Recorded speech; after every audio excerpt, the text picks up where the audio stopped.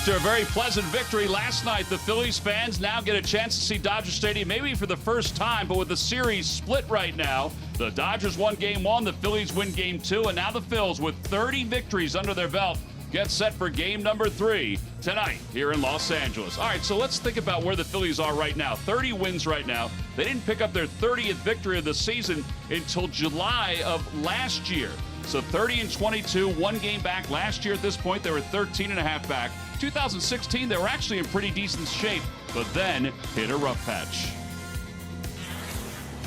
Hi, everybody. I'm Tom McCarthy, along with Ben Davis. All right, so the Phillies are just one game back as play begins tonight, with the Nationals obviously right ahead of them. And then at the top spot, you get the chance to see the Atlanta Braves, who are one of the surprise teams in the National League. Phillies are doing all this with their offense really not hitting on all cylinders, but it looks good for Carlos Santana here in the month of May. He has been outstanding. He said, listen, I'm a notorious slow starter. He was not worried one bit. He did hit a lot of balls hard the end of March and then through April, but in May, it's been a completely different hitter. He's doing it from both sides of the plate. Yeah, he's mixing a couple cheapies here and there, T-Mac, but the RBIs are up, the batting average is way up, and he has been a model of consistency in the month of May. All right, with Rhys Hoskins' injury, he's batting third tonight. So those are the numbers you talked about. March and April, 153. May, 284. But with now 22 runs batted in, that is a career high for a month for Carlos Santana. And the Phillies think, hey, we got 2 more days left in the month of May. Let's see if he can add to it beginning tonight against the Dodgers. It is game number 3 this evening between the Phils and Los Angeles. It'll be Ross Stripling on the mound for the Dodgers and Zach Eflin making his 5th start for the Phils. Well, speaking of the Phils pitching staff, when we return, we'll get a chance to talk about it a little bit. Plus, Greg Murphy sits down with the skipper, Gabe Kapler. All that and more coming up next. Phillies baseball is brought to you by Xfinity, America's best internet provider, according to speedtest.net. By Toyota. The summer starts here at Toyota. Let's go places. By Citizens Bank, official bank of the Phils. Visit citizensbank.com. By Coca-Cola, taste the feeling. And by Independence Blue Cross, live fearless. Learn more at ibx.com.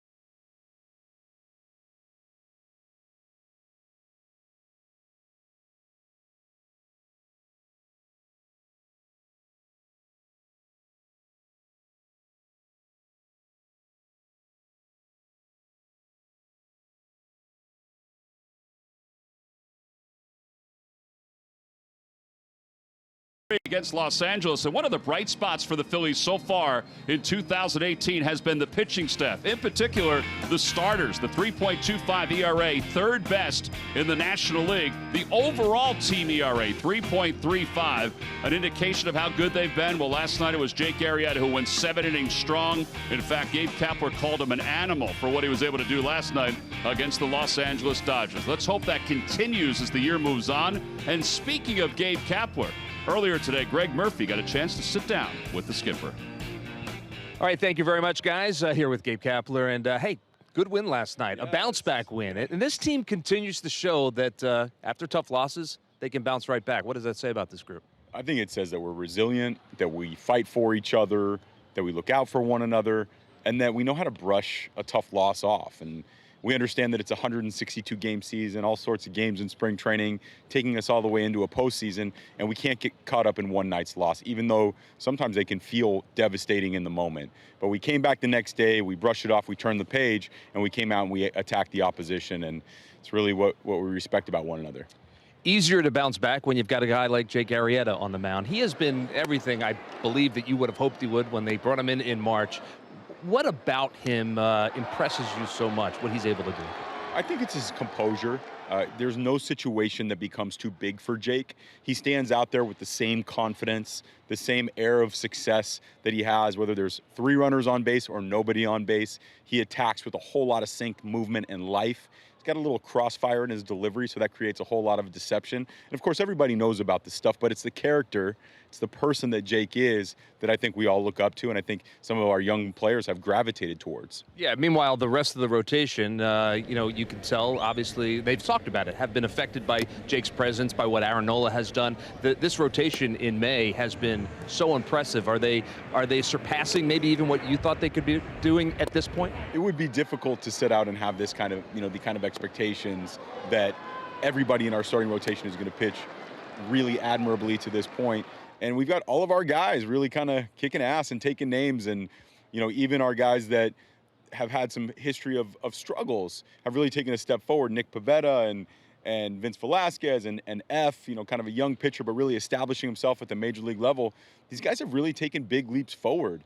And for that reason, I think we have one of the better starting rotations in all of baseball. Of course, kind of knew that Knowles and Jake were going to be Knowles and Jake, but it's been really cool, a pleasant surprise to see these guys step up.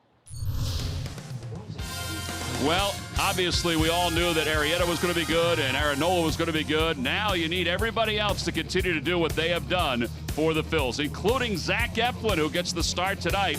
When we return, we've got lineups and first pitch between the Phils and the Dodgers.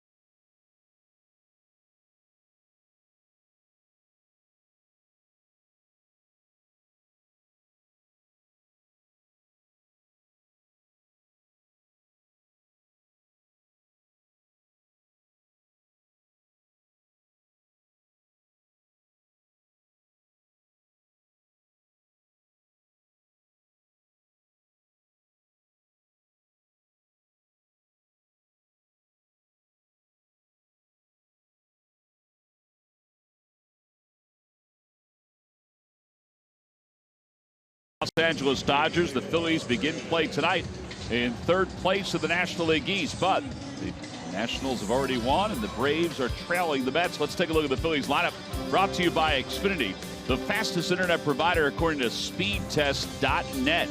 Cesar leads it off at second base, and then Odubel Herrera and Carlos Santana. But we've got ourselves a major league debut tonight. Mitch Walding starting at third base for the Phils, just called up from Lehigh Valley. And they will face right-hander Ross Stripling, who's ready to go. Stripling's got good numbers this year in 41 of the third innings. He has a 2-1 record. Many of his appearances have come out of the bullpen, and the first pitch of the night is in there, and it's 0-1. There is overall numbers, 50 strikeouts in 41 in the third. Inside, 1 ball and 1 strike. What do you got on Stripling there, Ben Davis? Well, he gets a lot of strikeouts after not throwing a whole lot of fastballs. Only throws a fastball 39% of the time, but as you mentioned, at home, he's been lights out. Cesar takes inside, and it's 2 balls and 1 strike. Phil's coming off a victory in last night's game where they added on and were able to pull out the win behind Jake Arrieta. They won 6-1 last night. And after a slow start with runners in scoring position, they picked up those numbers in last night's ball game. See Cesar's numbers overall this year.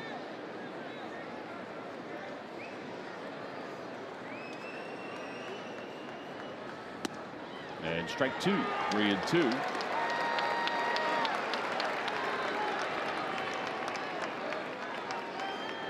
Tom Woodring is behind home plate. Will Little is at first. Ted Barrett at second, and Kerwin Danley is around at third. Kenta Maeda, who started last night for the Dodgers, placed on the disabled list with a right hip strain. And there's ball 4. Cesar looked like he was a little hesitant. That's a close pitch, but the Phillies have a base runner. So he's now reached base 6 straight at bats. He had a great night last night where he walked 3 times and had a double and a single. All right, Ben, so those are the numbers you're talking about. You're right, 34% four-seamers and the same amount of sliders. Yeah, the slider it's technically a slider slash cutter. He'll throw it anywhere from 88 to 91.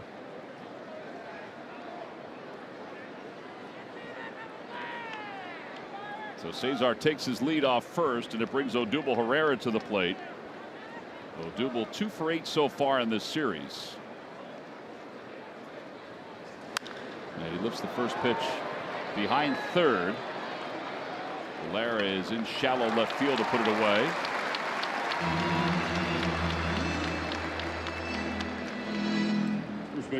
Brings us to our Geico quote of the day. Ross Stripling talking about moving from the bullpen to the starting staff again.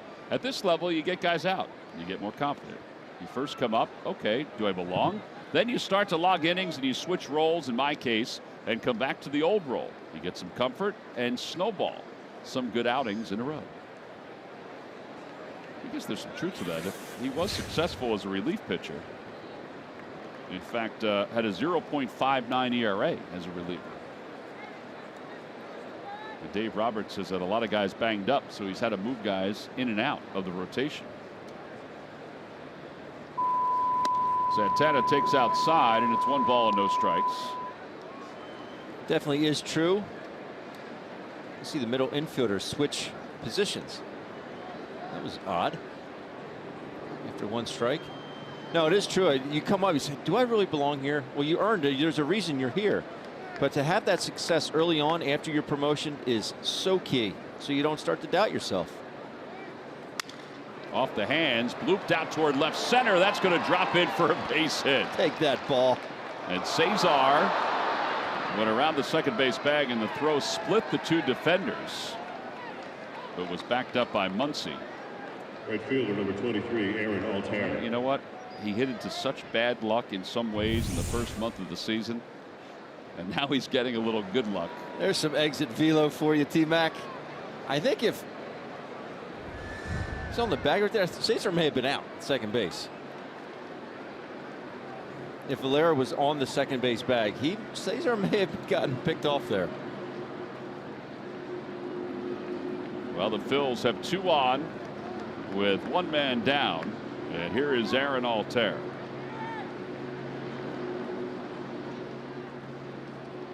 Phillies last night were 6 for 17 with runners in scoring position. But at one point in the series, they were 1 for 11. So 6 hits in their last 14 ABs with runners in scoring position. So that's a good turnaround.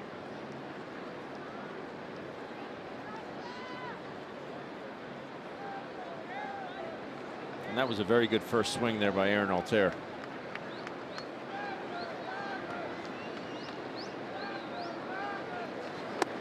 Every few days, Gabe has to seemingly give an update on certain hitters who are struggling. And Aaron's one of those guys, and he still feels like timing is his big issue. And I think we've come across that during the short career for Aaron. But good numbers with runners in scoring position. He takes another curveball, this one for a strike, and it's 1-2.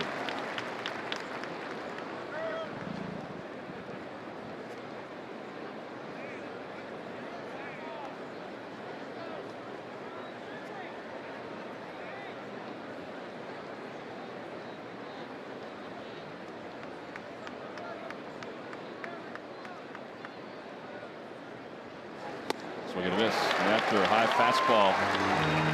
And there are 2 outs for a strikeout for Stripling. Saw Josh Fields do that to Aaron last night. Climbed the ladder with that good four-seam fastball. Here's Nick Williams. Let's take a look at the home run replay brought to you by Giant. This is his home run last night. Second inning here. 0-2 pitch from Kenta Maeda, and he goes out to right field.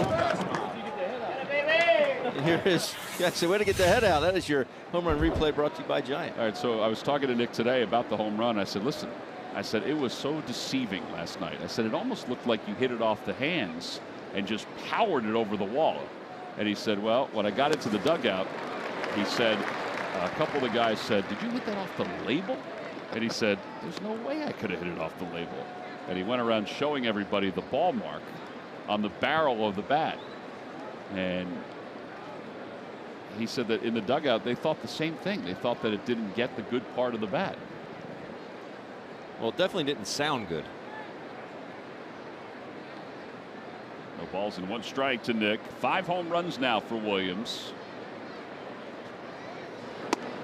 And he lays off 1-1.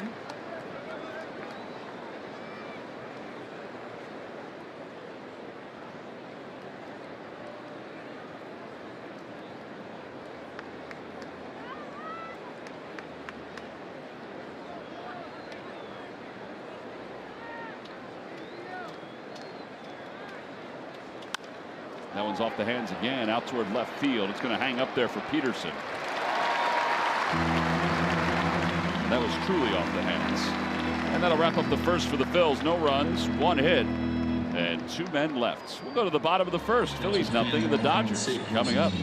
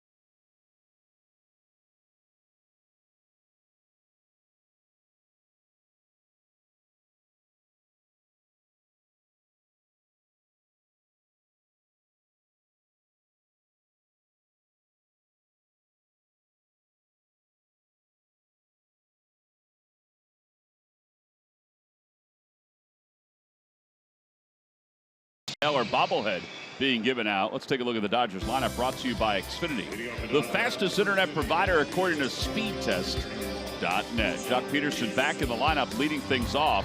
Cody Bellinger, 5 of his 8 home runs this season have come against right-handers. And the Phillies have a right-hander on the mound who's given up a home run to Bellinger in his career. And that is right-hander Zach Eflin. 1-1 with an ERA of 3.27. And Zach, who has done a nice job in the early going of this season, coming off an outing in which he allowed 5 earned runs in 4 2/3 against the Toronto Blue Jays. Zach career 0-1 against these Dodgers with 8.10 ERA. 4 pitches. He's been really good with the fastball. There's Mitch Walding making the start over at third base tonight. His family has made their way down. Joey Davis, the Phillies scout who signed him, is off to the right. We've talked about Joey before because he's also the scout that found and signed Rhys Hoskins. 1 ball, no strikes to Peterson. There's a line drive, base hit it to right center field. And Peterson's aboard to start this game for the Dodgers. First baseman, number 13, that's Pastime. All right, so each team gets their leadoff hitter aboard.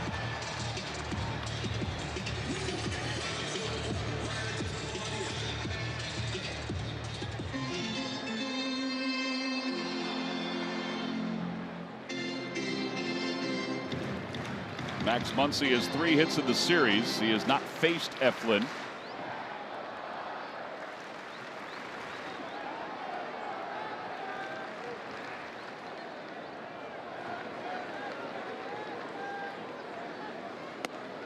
Fastball away, 1-0.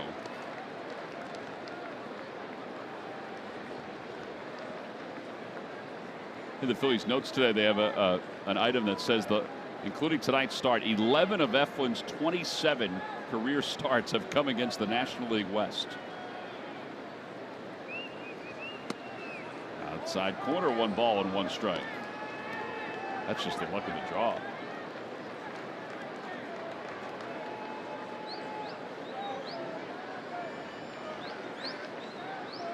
Remember, luck can go both ways. Give you good or bad. Could be good or bad. Yep.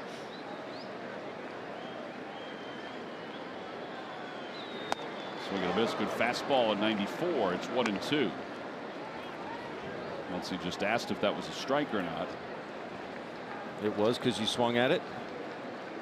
You'd make a good home plate umpire, Ben. Yeah, I would. The plate would be 25 inches wide, Tom.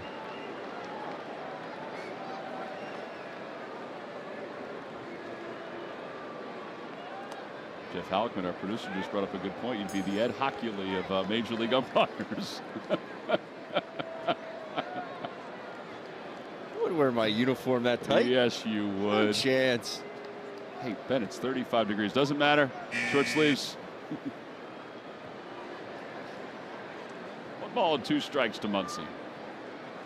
Swing and a miss. Blew it by him at 97 miles an hour.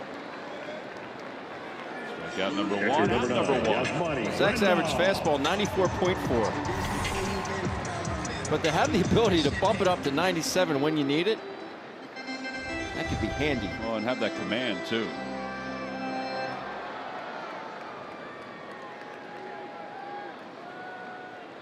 With Muncy retired, here's Grandal. So 3 straight lefties to start things off against Eflin. 1 ball, no strikes.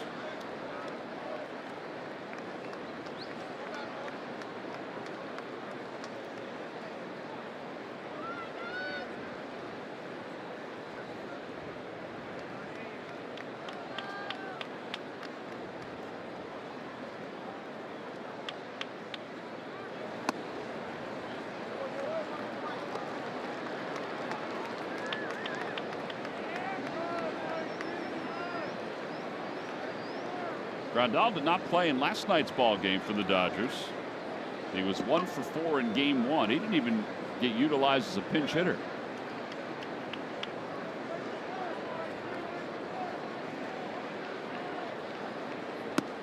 Takes at the knees, 2-1.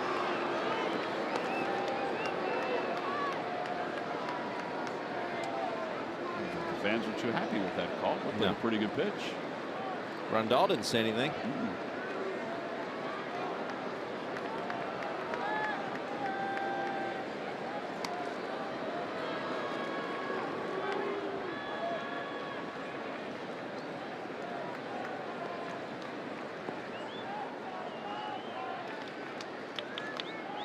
Phillies are 2-2 in Zach Eflin's start so far since being brought back from the minor leagues.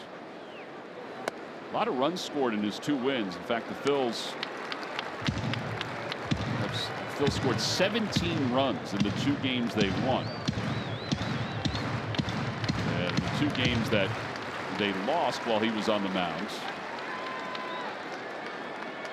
They only scored 6 runs.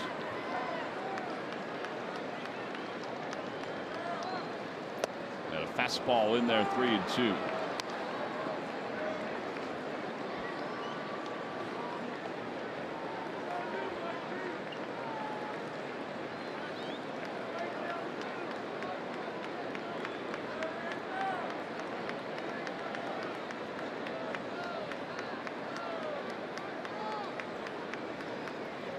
Swing and a miss. He got him out front. That's the 2nd straight strikeout for Eflin. Real good changeup right there. Number 27, Matt. Good arm speed. Same arm slot. Bottom just falls out of it. Excellent pitch.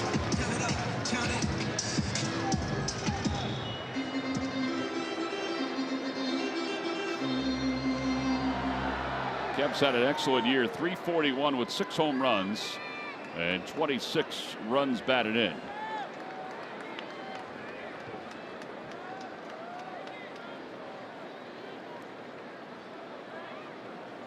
And he takes strike 1. It's 0-1.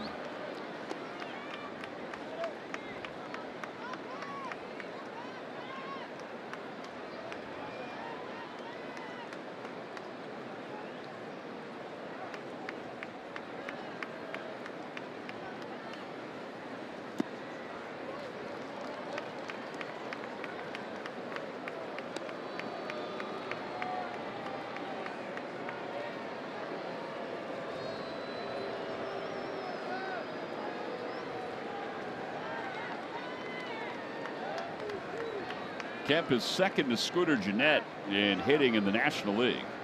Cincinnati Reds second baseman has a couple more points ahead of Kemp. Line drive, base hit down the left field line. Nick Williams trying to get to it as quickly as possible. They're going to send Peterson home, and he's going to wind up scoring easily. It'll be an RBI double. Matt Kemp just keeps on hitting, and the Dodgers take a 1-0 lead. Man's unstoppable. 14th double of the year. I think the Dodgers are enjoying that salary dump right now. He's going to be on the All-Star team. Center fielder, number 35. Slider that backs up. Stays inside it enough to keep it inside that fair line. Ball kind of just checks up on the fence down there. Nick Williams can't get it in time. Yeah, it's not the easiest corner to play sometimes, the way they're curved. So a hit with for the Dodgers, and now they've got a runner in scoring position, and Bellinger's up. They'll take a fastball outside.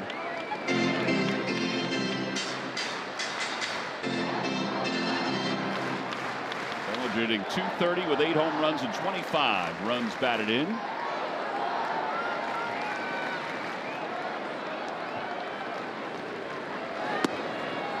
Just below the knees, 2-0. It is a different tone when you kind of fall behind in the first couple of pitches. And now with Kemp at second, Eflin trying to battle back from a 2-0 count. 2-1. It is remarkable how much his head does drop. We were talking with Rick Monday the other night, and he said when Bellinger starts so upright, but by the time he gets to the baseball where his foot lands and he starts to attack it, I mean, his head is dropping about a foot. On the inside corner, 2-2. That just makes the ball jump on you.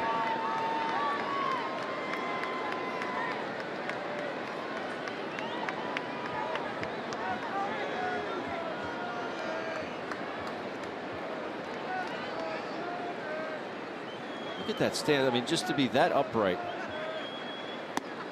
On the outside corner, strike 3 called. 3 strikeouts in the inning for Eflin, but the Dodgers, thanks to Matt Kemp, score a run and an RBI double. We go to the second. It's 1-0 Los Angeles. Presented by Jack in the Box.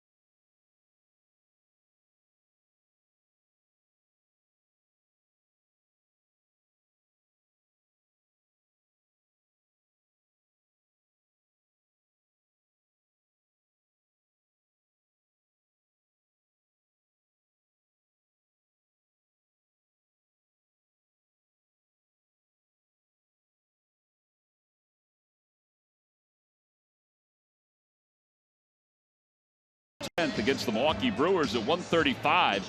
The John Kruk 1990s BP pullover, free to men 15 and older. Go to Phillies.com to get your tickets.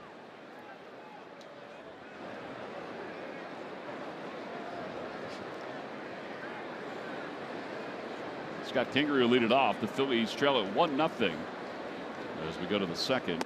At a first pitch inside, 1 ball and no strikes.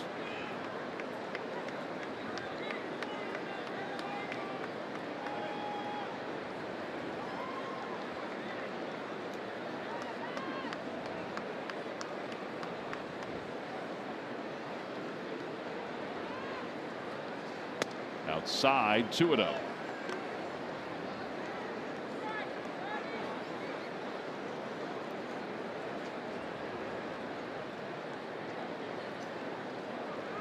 Stripling back in 2016 in his first start on April 8th went 7 1/3 innings. He threw 100 pitches.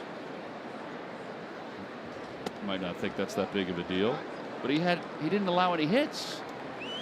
And Dave Roberts or Don Mattingly decided to take him out of the ball game at that point. Just felt like it was the right thing to do.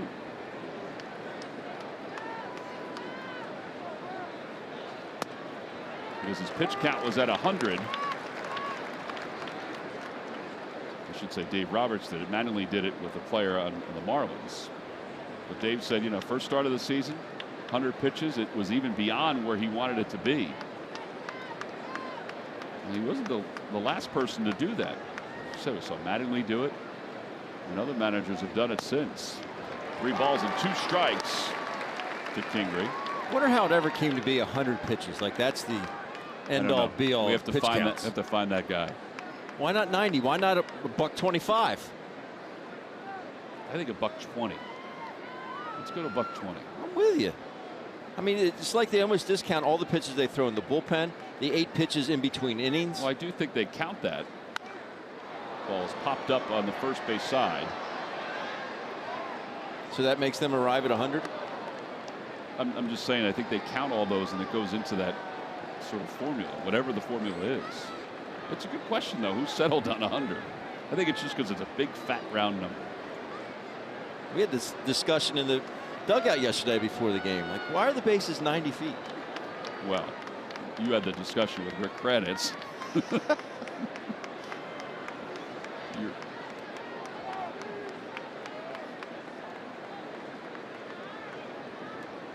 Cranny's clock, his mind was moving. You said, why wasn't it not 85? Why is it not 95? Steve started coming out. But seriously, if the bases were 85, you know how many more hits there'd be at first base? If it were 95, how many less hits there'd be? Baseball's forefathers knew, Ben. They did. Ball 4, the walk to Kingery, and here comes Mitch Walding. Getting a chance to bat at Dodger Stadium in his first major league game.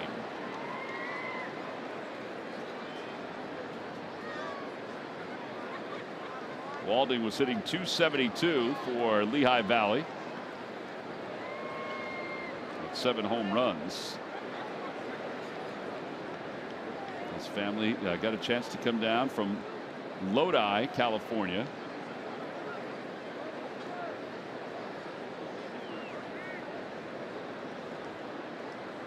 It's about an 8-hour drive, but they got a chance to fly down because he received word early enough.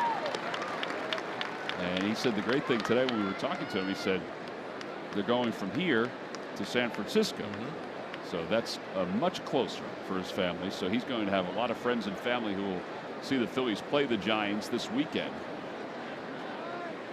The 0-1 pitch on the inside corner, 0-2. I said, were you surprised when you came in and saw your name in the lineup? He said, yes, very surprised. He said, but I've been waiting for this opportunity, just as any major leaguer would be. No balls and 2 strikes to him. Outside, 1-2. Something you waited for your whole life. Phillies drafted him out of high school, and he was on the verge of going to Oregon to play for the Ducks, and they were able to sign him right before the date, before they would lose his rights.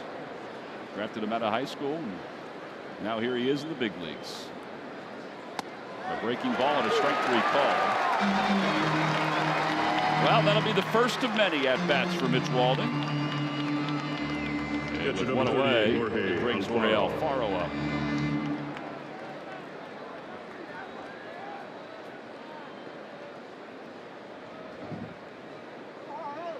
Didn't even get his first swing out of the way.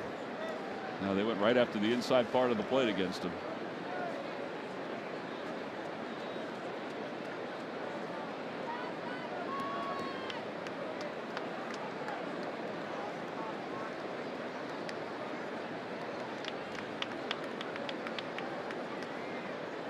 Alfaro 4 for 8 so far in the series.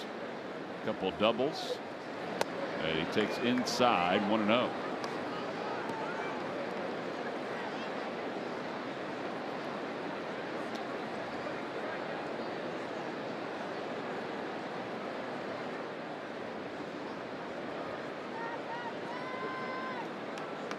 Gingrich still leads off first.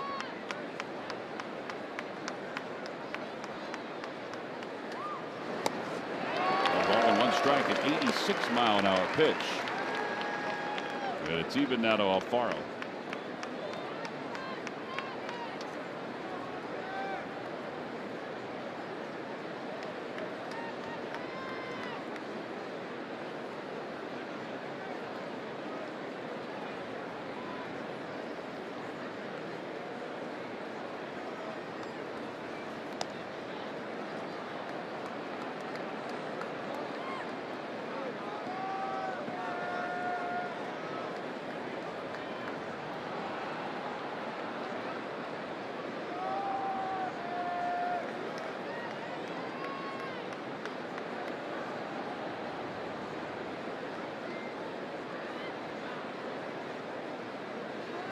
A foul and out of play.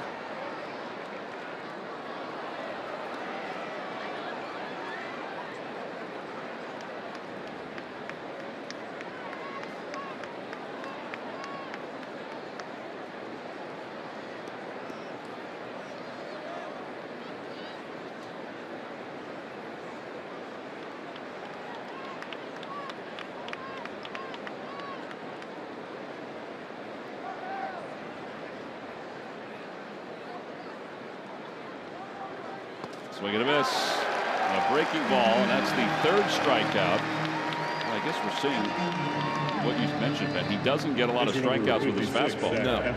Gets ahead and then throws the breaking stuff. Zach Eflin's coming up. Let's check in with Murph. What do you got, Murph? All right, thanks, Tom. Well, we have an injury update, and it is on Rhys Hoskins, and it is actually not good news. He had a CAT scan this morning on that injured jaw that he took that foul ball off the jaw in game 1 of this series, and originally they thought it wasn't going to be that big of an issue, but the CAT scan revealed today a small fracture in that jaw. So what does that mean? Well, that means that Rhys Hoskins is getting on a flight tonight, and he is going to fly back to Philadelphia and have a team physician take another look at it. And there are a couple of options, one of them being a surgical option to fix that fracture in the jaw. The other one being non-surgical, but it does appear, hasn't been decided yet, but it does appear that Rhys Hoskins is likely to head to the disabled list for some period of time. So certainly not good news. And, you know, you just talked about Mitch Walding heading back to San Francisco to get a chance to play in front of friends and family. Well, Rhys Hoskins obviously from that area as well. So, you know, kind of doubly disappointing for Rhys Hoskins, as he was looking forward to playing in front of a large group of friends and family when we go up to San Francisco in the next couple of days. So not good news for the ball club. Hopefully it's that non-surgical way to go, and it won't be quite as long for Rhys Hoskins, but he's going to be on the shelf for a little while, guys. All right, Murph, yeah, it was tough to see it. Rhys was still very swollen in that area before today's ball game. The Phils get a leadoff walk. They leave 1. 4 strikeouts for Stripling as we go to the bottom of the 2nd.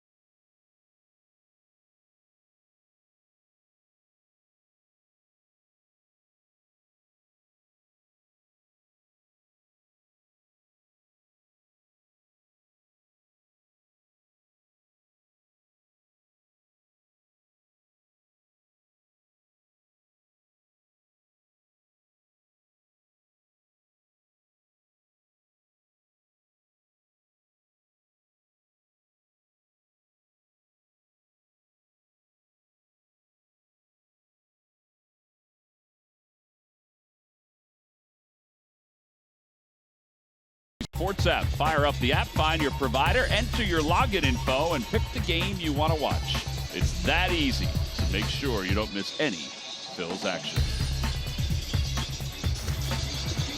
Bottom of the second, Chris Taylor will lead things off. It's his night because they're giving out his bobblehead. Dodgers lost a couple guys today. Here's the bobblehead. Dodgers lost a couple guys today. I mentioned Kenta Maeda on the DL. Chase Utley also on the DL. He injured his thumb. So they have brought Pat Venditti, the ambidextrous pitcher, who the Phillies had last year, up to the big leagues.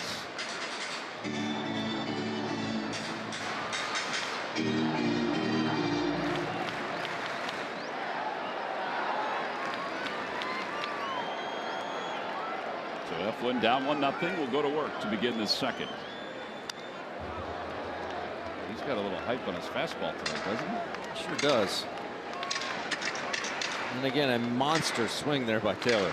Monster.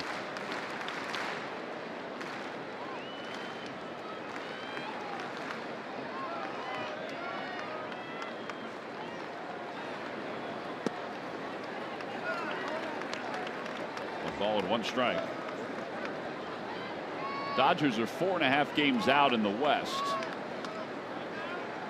with a record of 25-29. Good pitch, just a bit outside, 2-1. Phillies, meanwhile, have reached 30 wins, and they've done so about a month and a half ahead of when they won 30 games last year. It's just remarkable, the turnaround. Showed you that graphic in the open, where they were at this point compared to last year.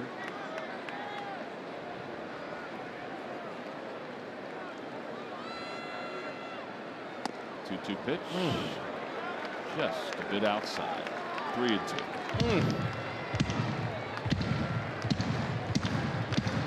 Jorge with a word for the home plate umpire.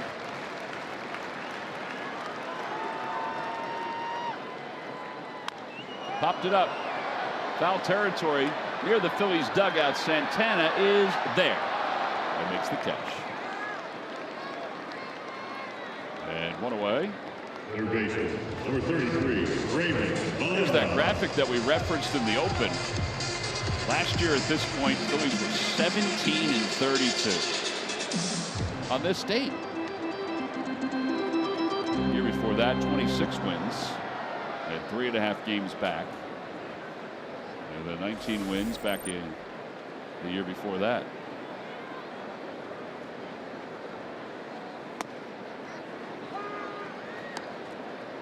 We talked about it last night, the month of May. We forgot about May and how they just had 6 wins, and it was a month to forget. Yep, 6 wins for the Phils last May. And that was after being at close to the 500 mark as the calendar flipped to the month of May last year. Ground ball right side. And Hernandez backhands.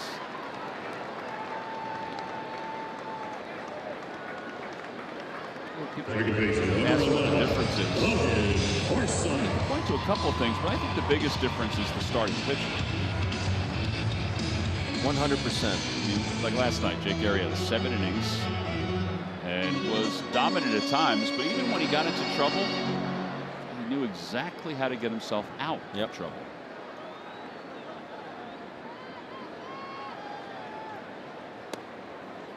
And you also, point to Nola, who will pitch tomorrow, Pavetta, and how he is evolving.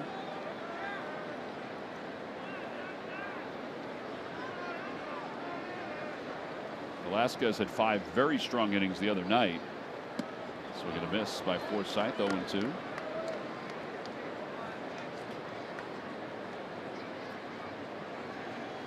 Clayton Kershaw will pitch tomorrow for the Dodgers.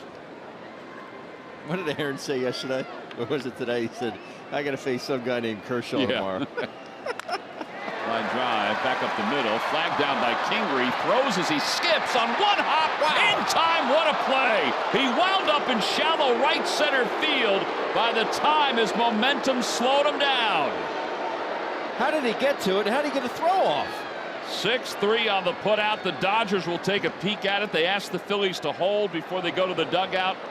Bob Garrett is on the phone right now just to see if Kingery did indeed get Logan Forsythe, but it looked like he did. It looked like Bob Garrett said he's out.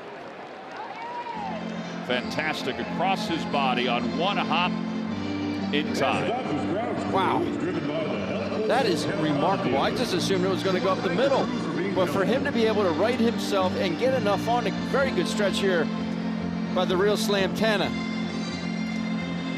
He goes out to get it, keeps that right foot on the bag, and he is indeed out. Excellent play by Scott Kingery. So 1-2-3 inning. We'll go to the third. Dodgers 1, Phillies nothing.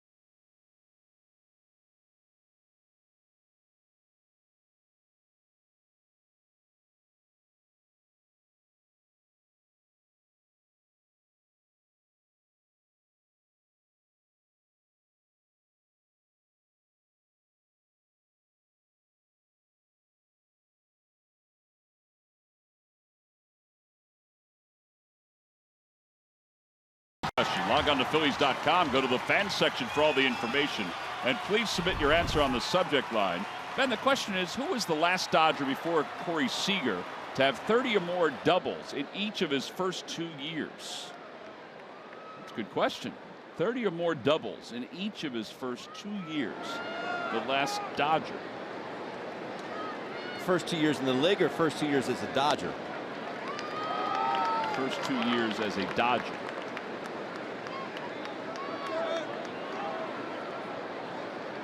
So he could have played somewhere else. He could have.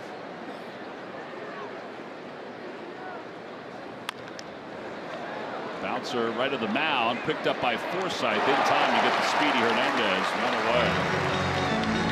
Pitch one out. Number 37, Odubel Herrera.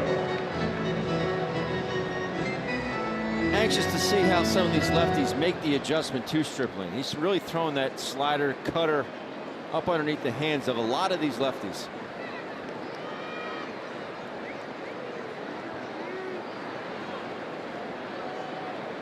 See if they start looking for that pitch in and start reacting quicker, or give him that pitch until you get to 2 strikes. If you like the ball out over the plate, don't swing at the cutter up and underneath your hands. First pitch to Odubel is a strike.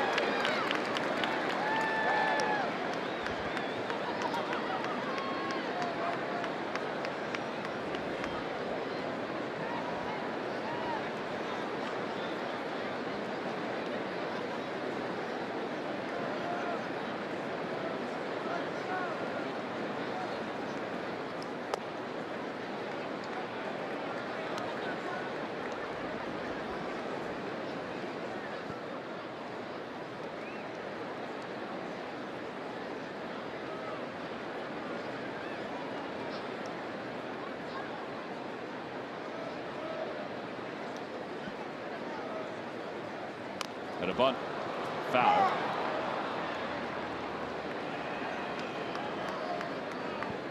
It's not a bad idea if you can get it a little closer to the third baseman. Yeah. We had a chance to catch up with Odubel today in the dugout. Yeah, we did. As we talked to him about that play last night with Aaron Altair, and I said, "Oh, Dougal, what if you had run into Aaron Altair?" And he went, "Ooh." He said, "I was calling it." I wanted to make sure that he knew that I had it.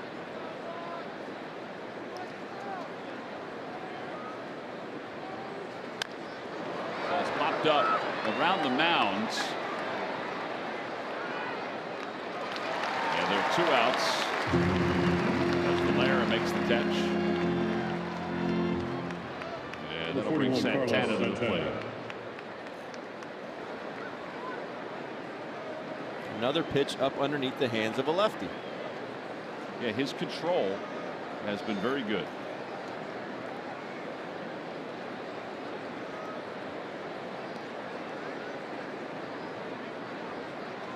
It's twice he's popped up to Valera at third base.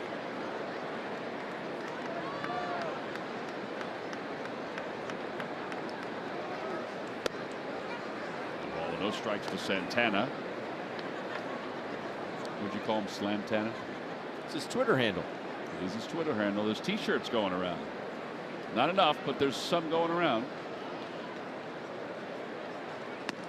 I think this is the year of the T-shirts. Got the Slantana T-shirts.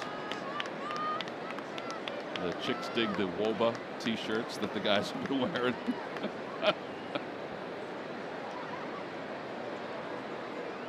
2 balls and no strikes to Santana. And it's 2-1. Minute with Murph T-shirts. Minute with Murph T-shirts. The decider. In honor of Kevin Kamisholi. The introductory T-shirts for the Kevins.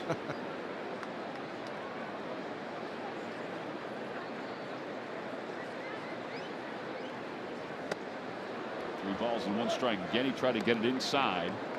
Look, good pitch to me. They've been a hair off.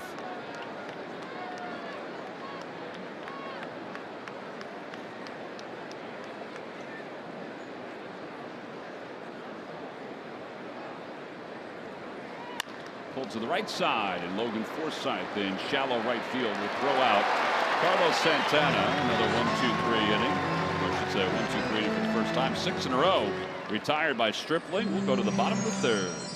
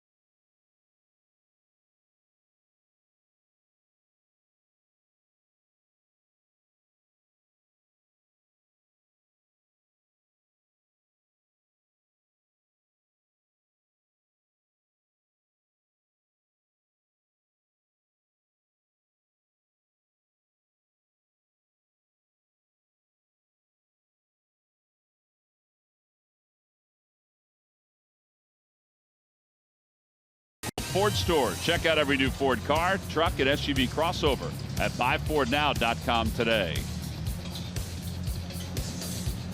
Bottom of the 3rd inning, Phillies trail at 1-0.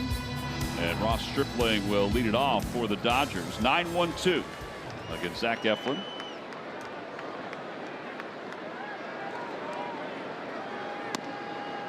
And it's no balls and 1 strike. Little drop in the bucket by Stripling.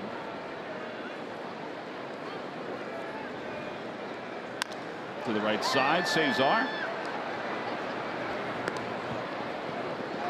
And that is the second assist of the evening for Hernandez. Number 31, Josh Peterson. Nice to see a pitcher run down the line. Very rarely do you see that anymore.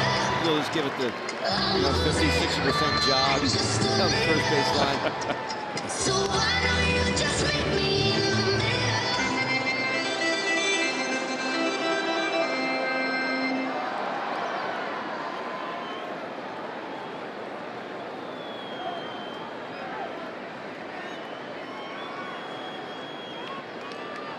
Peterson singled his first time up and scored the lone run in tonight's ball game. Good breaking ball, and it's 0-1. That's the curve from Zach Eflin. It's only the second one he's thrown tonight. He uses the curveball more for a get me over called strike. Uses the slider for more of a put away pitch. Tapper hit twice. It's 0-2.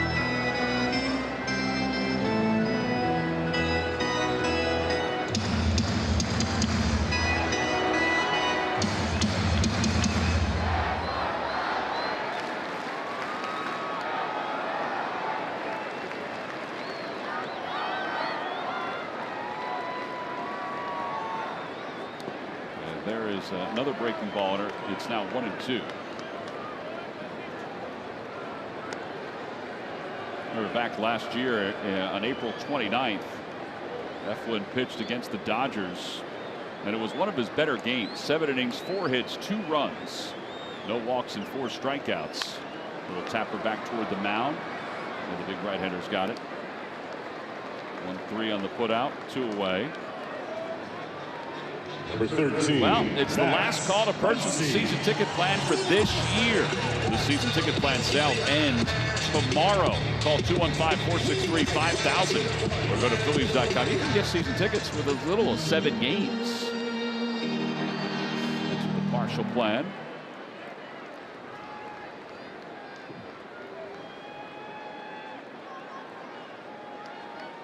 And here's Max Muncy. 1 ball, no strikes. Eflin in that game threw 103 pitches, faced 26 batters. Missed again. Change up. And he left that game, Ben, with a 4-1 lead. And then eventually the 4-2 lead, I should say. Out to center field. That is well hit. Odubel's going back, and it is gone. Muncy with his 7th home run of the year. It's now 2-0 Dodgers. He swung the bat well this series. Stayed within himself. Laid off a really good 1-0 changeup there. Got himself in a really good hitter's count, 2-0, and then goes dead central.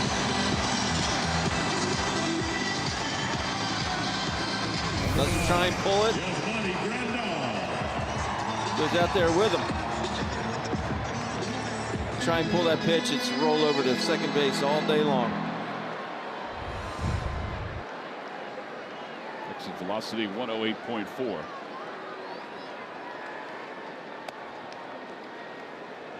One ball, no strikes to Grandal.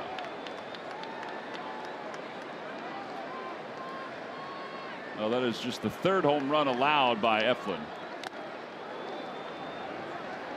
And it's 2-0 Dodgers. Anyway, in that ballgame, the Phillies last year were 4-2 when he left. They added a run in the 8th inning, and it was a 5-2 lead. And that was one of the games that the Dodgers erased the lead, or I should say the deficit, and won it. They scored the 4 runs in the bottom of the 9th inning. That was the night that Hector Neris gave up 3 home runs in a blink of an eye.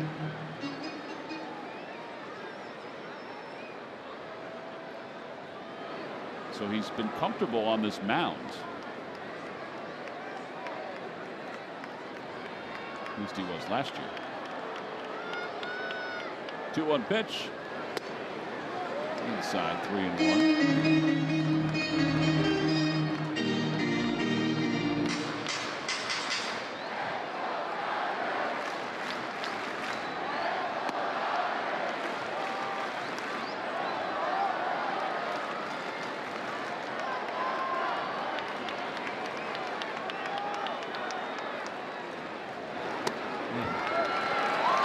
walks him now, and Kemp's coming up.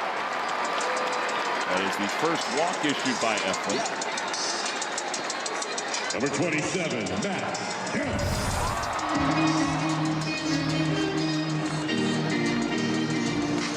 This just sounded like it was going to be a home run.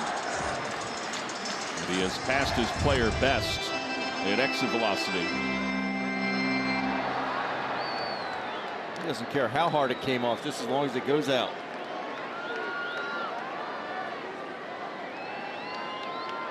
Kemp doubled and drove in the first run, and he hits that one deep to left field. And it is gone. First pitch, he went right after it. It's 4-0 Los Angeles.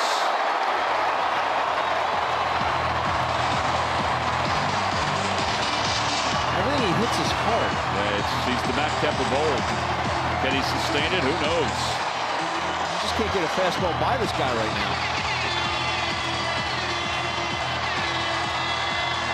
It'll be hard to find somebody that's going to win the Comeback Player of the Year award. Number 35. His fastball at 94.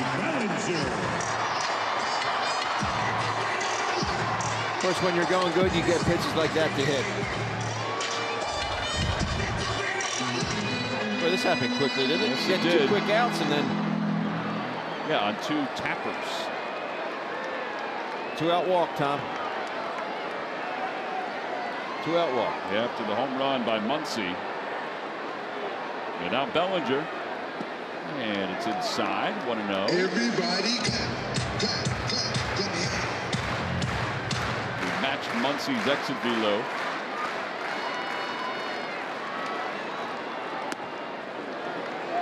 Man, Tight zone.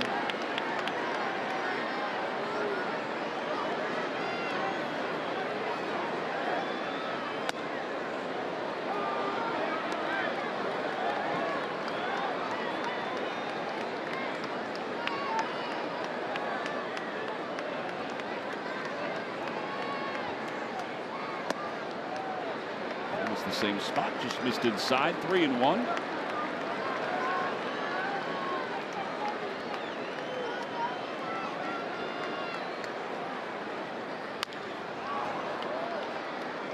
That'll go foul.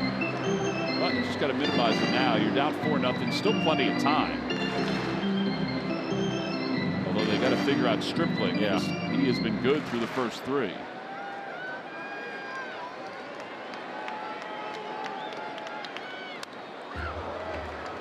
Pretty good rip.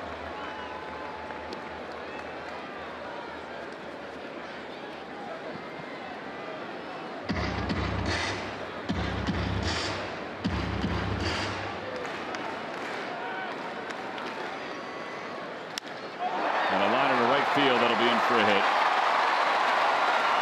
Well, you're right, Ben. It's happening quickly, and these 3 hits have been hit really hard. Number 3, Chris Taylor. Credits will go out to the mound.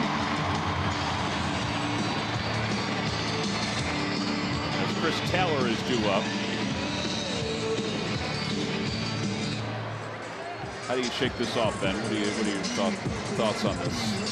got to try and regroup, work ahead. Would you go to a different pitch? Well, yeah, I mean, the fastball's been getting hit here, so maybe have Jorge set up more on the corners, but he's not getting the pitches on the corners, so I'm not making excuses for Zach. No, but they are close pitches. But yeah, I think maybe mix in a few more breaking balls. Well, he is part of a rotation over the last 21 games that has a posted ERA of 1.98. They've been holding the opposition, and tonight's a little different story because they have a double and 2 home runs. But they've been holding the opposition to an OPS, which is excellent, of 601. They've allowed 2 earned runs or fewer in 18 of the 21 starts during that stretch.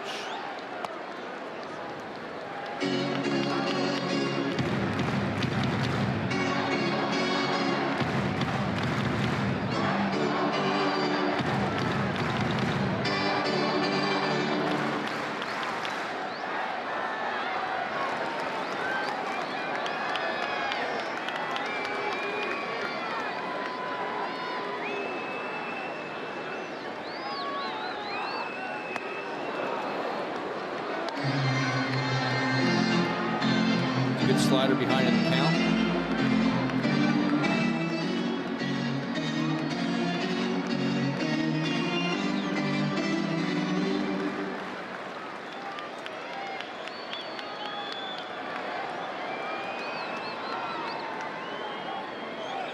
Runner goes, pitches low, throw to second base is not in time. That one looked like his slide slowed him down before he got to the bag. Jorge does his part. He gets in there. Yeah, he does. Wasn't as slow as I thought.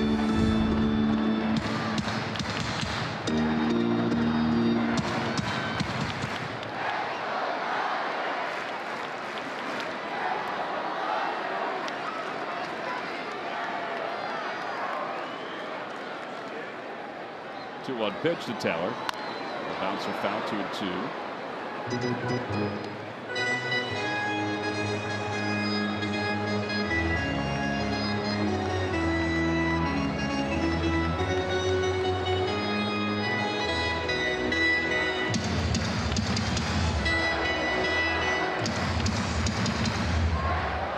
About to throw his 60th pitch of the game and his 28th pitch of the inning. And a strike 3 call. Gets him looking. 4 strikeouts for Eflin. All right, so now it's time for the offense to go to work, down 4-0 thanks to Matt Kemp. Time for tweets is presented by Bank of America.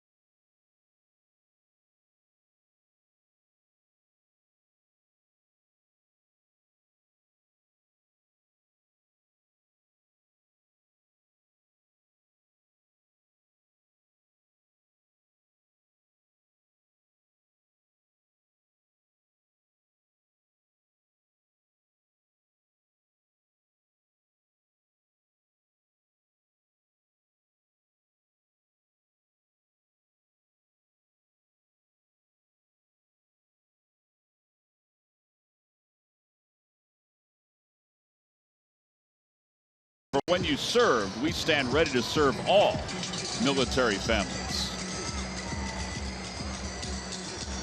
And our hats off tonight goes to Gil Hodges, who was in the 16th Anti-Aircraft Artillery Battalion of the U.S. Marine Corps. He served in the Pacific Theater of Operations. He was a sergeant, had an excellent big league career with 370 wins, over 1,200 runs batted in. He managed the Senators and the Mets. In fact, managed the Mets to the World Championship in '69. And there's some that feel like he deserves to be in the Hall of Fame.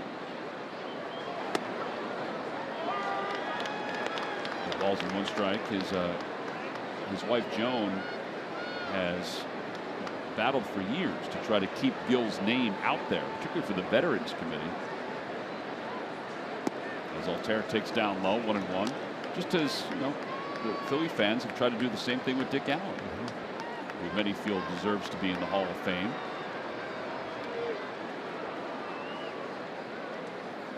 Altair struck out his first time up. As they go upstairs, that's the pitch that got him. Maybe not that high. And it's 2-1.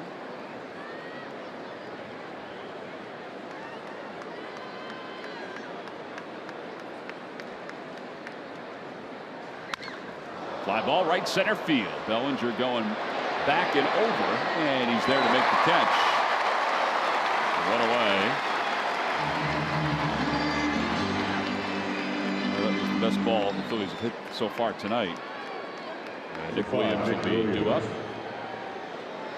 Yeah, that was one of the few that was on the barrel.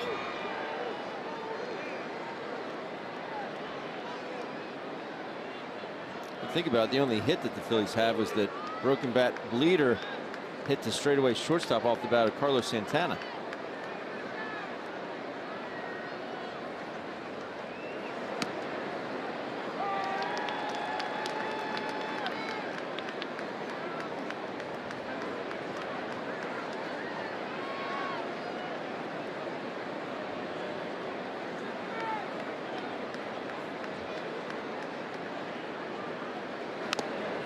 Ball 0-2.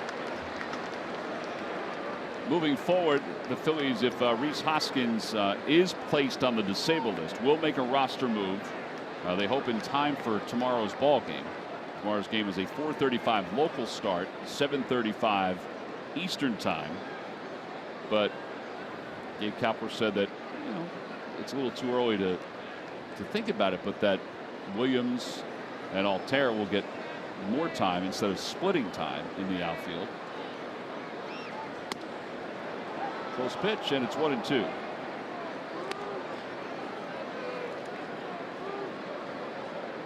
Obviously pulling for the Phillies, but that pitch looked good too. It did.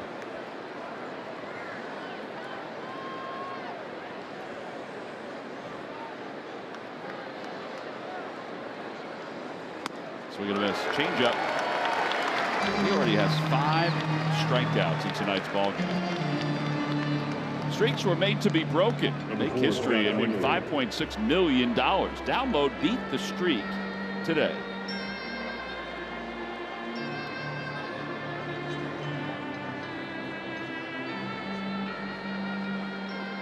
And Scott Kingery, who walked his first time up, will step in.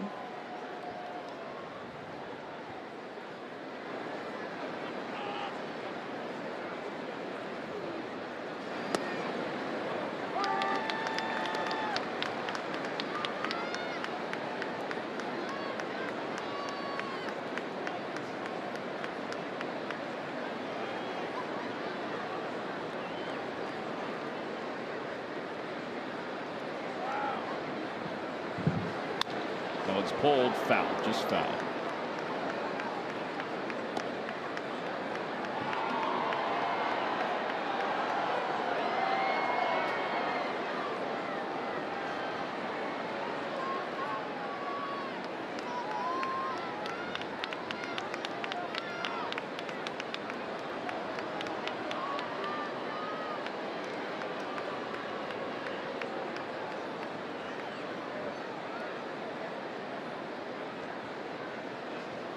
Swing and a miss. Strikeout number 6, and that wraps up this 4th inning. 9 in a row retired by Stripling. We move on to the bottom of the 4th inning. Dodgers 4 and the Phillies nothing.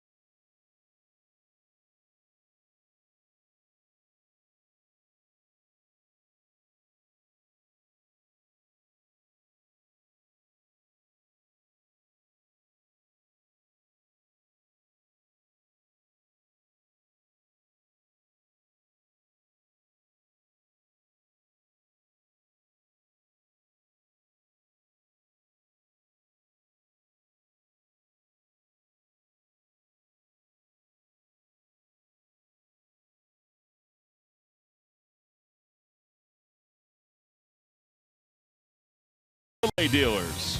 And by Jefferson Health. Call 800-JEFF now or visit jeffersonhealth.org. Bottom of the fourth inning. Phillies trail at 4-0. And Valera will lead things off. And it takes the first pitch for a strike.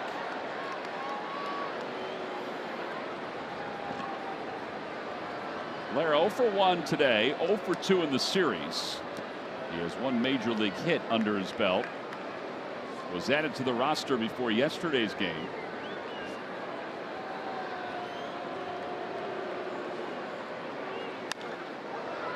Little bloop out toward left field. Kingery on the run, so is Williams. It drops between the two. And it's a leadoff single for Valera.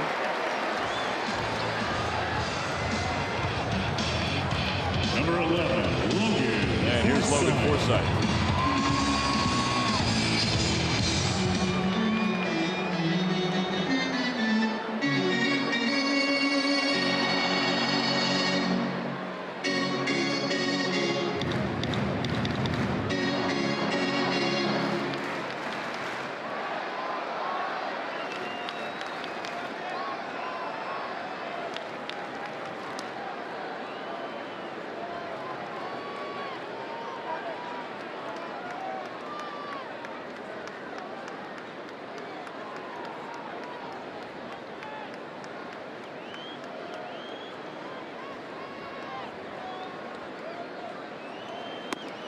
Fastball at the knees, 0-1 to Forsythe, who was robbed on a brilliant play by Scott Kingery his first time up.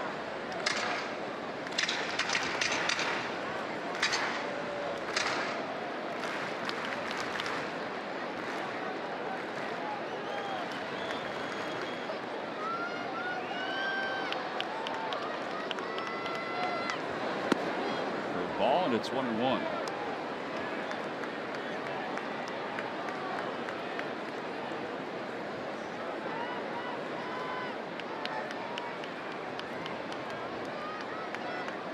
Get a ball on the ground right here.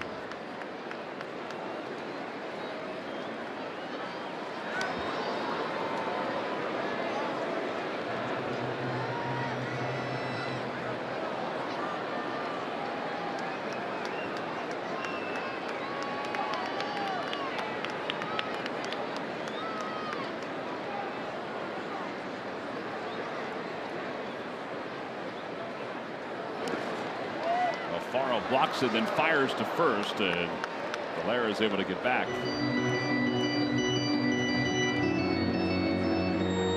He was maybe a step away from getting picked off. Now I get anxious when somebody's on base with Alfaro behind the plate, and I haven't felt that way in a long time. Right. You know, just to see him throw. You know, when Bellinger tried to steal before, it wasn't the easiest pitch for him to handle. But that was one of those moments where you anticipated him throwing the base runner out. There's a strike, 2-2. Dodgers don't steal a whole lot of bases. No. Then again, usually baseball is littered with teams that do not steal a lot of bases. A nice long talk with first base coach George Lombard today. He was talking about Jorge Alfaro and his ability to throw. He said, we were watching film on him. He goes, man's got a bazooka. I said, yes, he does. Rob Thompson is going to trot over to the phone to check that play out, that last pickoff. Carlos gave a little bit of a look into the dugout. And they will not review it. It's close. It is because close. the throw went to the hip.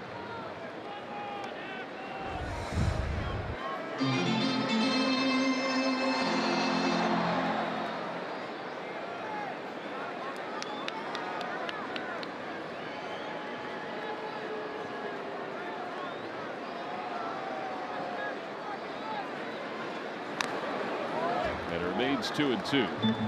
It's funny, I hadn't seen George Lombard in quite a while. See him right there. Where do you know him from? So we played against each other in the summer of '98. He was with Greenville Braves. So that same summer, Dave Roberts was at Jacksonville. Gabe Kapler was with Jacksonville. But I was talking to George today. He said, I was talking about you the other day. I said, you were? He said, yeah. He said, someone's asking me about my shoulder. He said, you probably don't remember this, but he said, I was 26 for 26 in stolen bases. And then you got me. He said, I dove into second base and I dislocated my shoulder. He ended up having surgery later on. But he said, I was just talking about you the other day. Over to third base, backhanded by Kingery and then dropped. And runners on first and second with nobody out.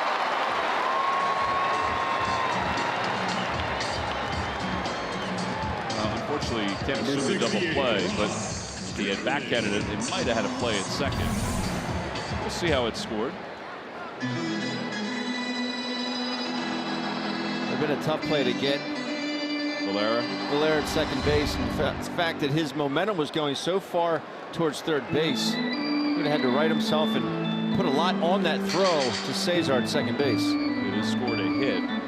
Figured it would be. All right, let's see. George Lombard in 1998. 35 stolen bases, caught 5 times.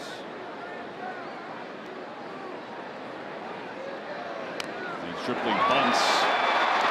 Oh no, and Alfaro dropped the baseball, and everybody is safe.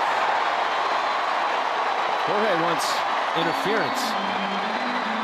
I think the base runner has every right. He has every to the right. base pass. Yes, exactly right. He has a right to run, and there's nothing deliberate about it, that's for sure. No.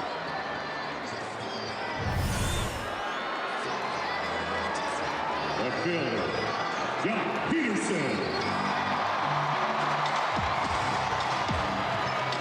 Sacrifice E2 is the scoring decision. That's why I like, and I tell a lot of young catchers, if that ball is rolling like it is, go ahead and scoop it with your mitt and your bare hand at the same time. And if it stops, then push it into the ground and then grab it with your bare hand. Bases are now loaded for Peterson. Well, this is a pivotal point in this game. Already down 4-0 and nobody out. The Phillies will play the infield drawn in. And a fly ball right center field. Aaron Altair near the track is under it. This will get a run home.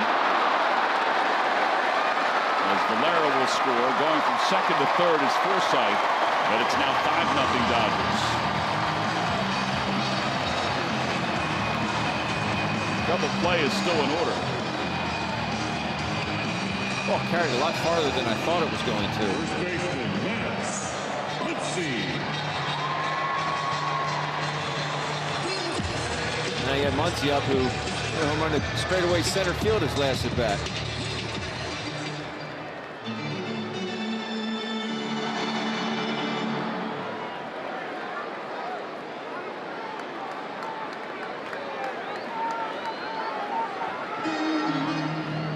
Now some signs being thrown down by Jorge Alfaro.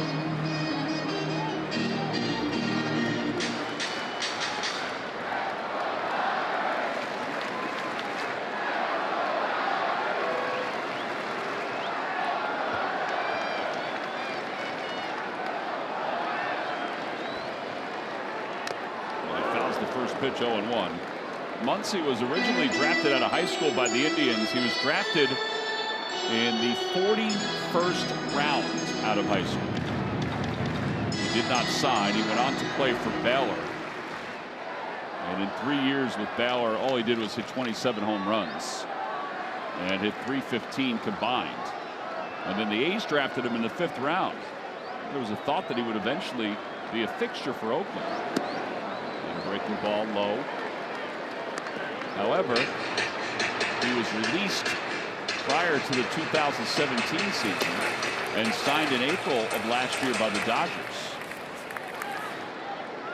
And with AAA, he hit .309 with 12 home runs.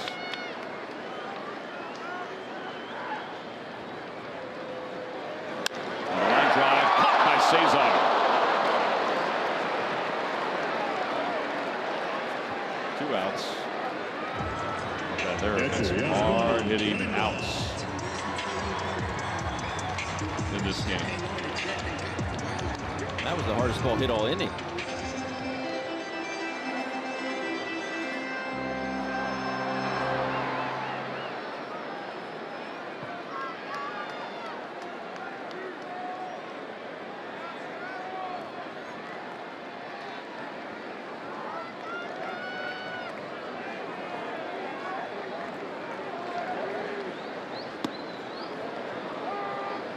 Monty Grandal takes a strike.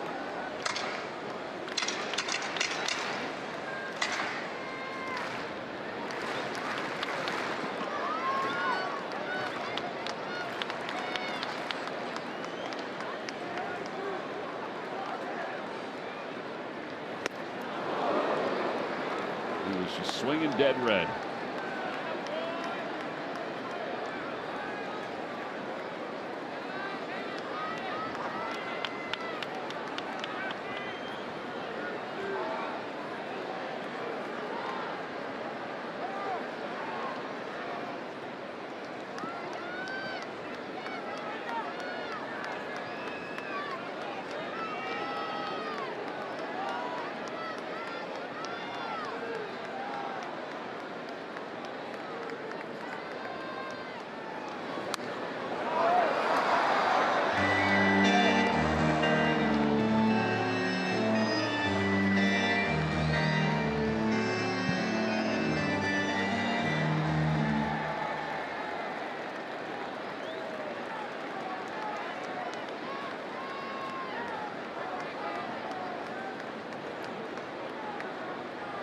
Swing and a miss. 95 on that heater. And the Dodgers score 1 run in the inning. They lead 2. We'll leave for the 5th inning. The Phillies trail at 5-0. All right, fans, it's time for We Love Memphis.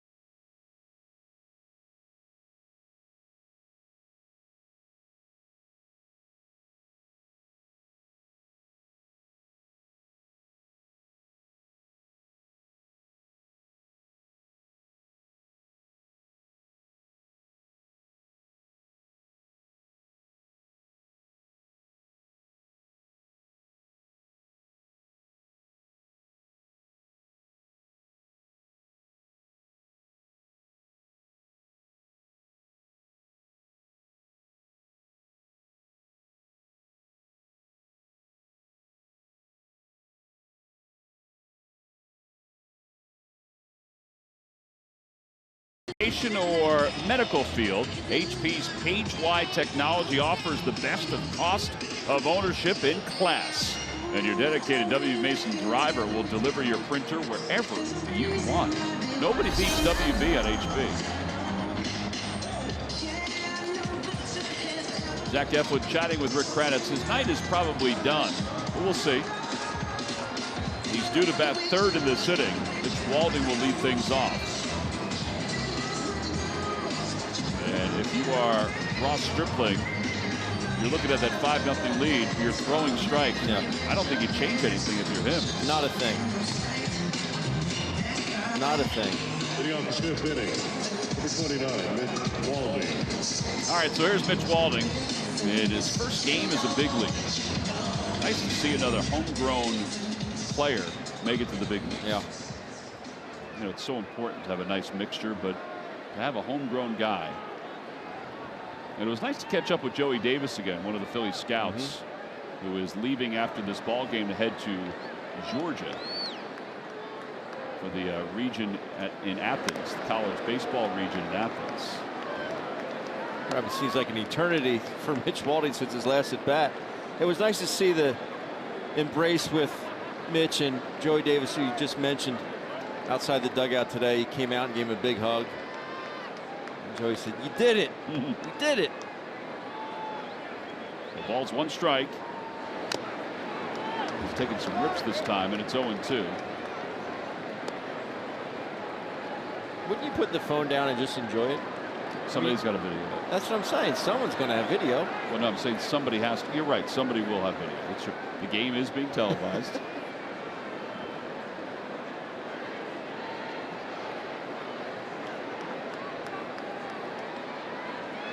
Swing and miss. 7 strikeouts now for Stripling. Number 38, Jorge Alfaro. Back to a big hook here. 12-6. He'll get that first one. You just don't see that 12-6 overhand curveball anymore. No. You don't see it. I love it. I mean, I don't know how it is from a hitter's standpoint, but you know, it'll freeze you most of the time if it's a good one, or you'll do just that. Now, it'll hang too. It'll hang.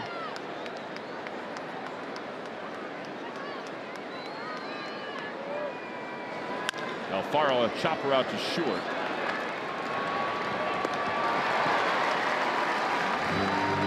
This guy's making it look easy right now, isn't he? Sure is. And Valentin is going to pinch hit. Pinch hitter, number 9, Jesmuel Valentin.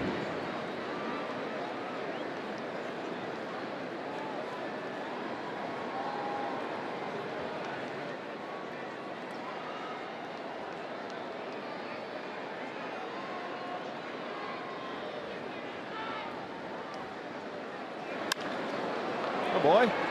There's a bloop to left center field. And Valentin, a 2-out single. A little whammer. That's right. His at-bats have been basically as a pinch hitter.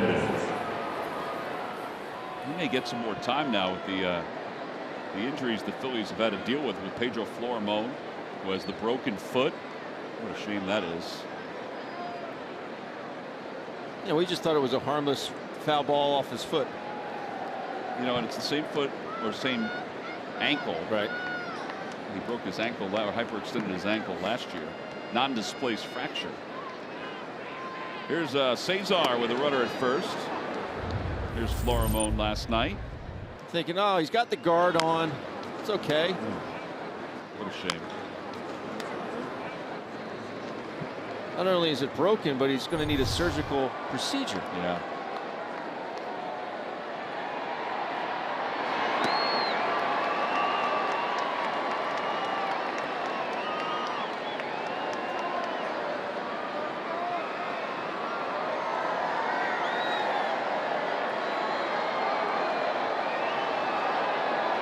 One ball, 1 strike. Little dribbler out in front of the plate. Stripling is off the mound. And the Phillies are retired in the 5th inning. No runs, 1 hit, and 1 man left. It's an 8-pitch inning. We'll go to the bottom of the 5th. Phillies go to the bullpen.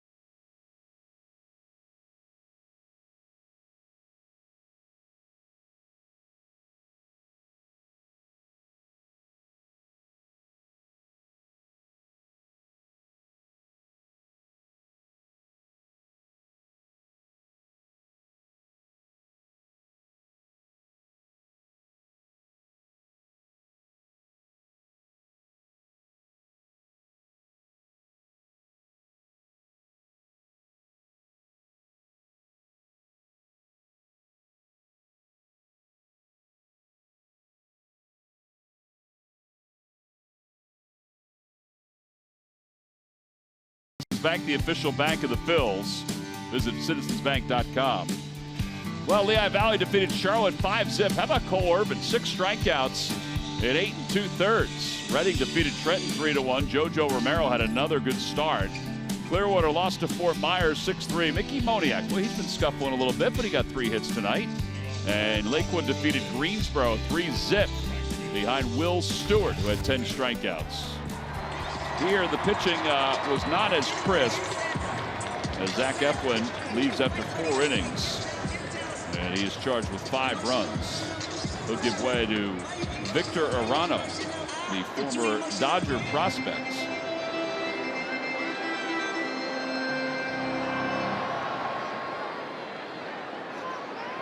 As we start the bottom of the 5th inning. Time to try to get Matt Kemp out.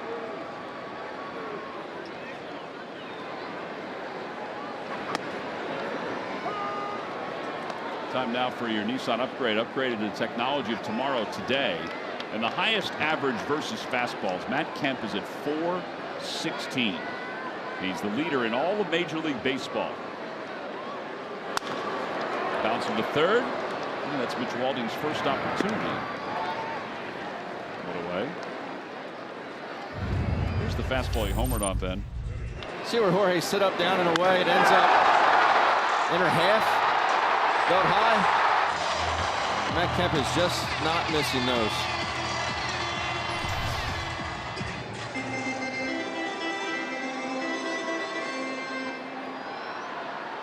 With 1 out, it brings Bellinger up. He is 1 for 2.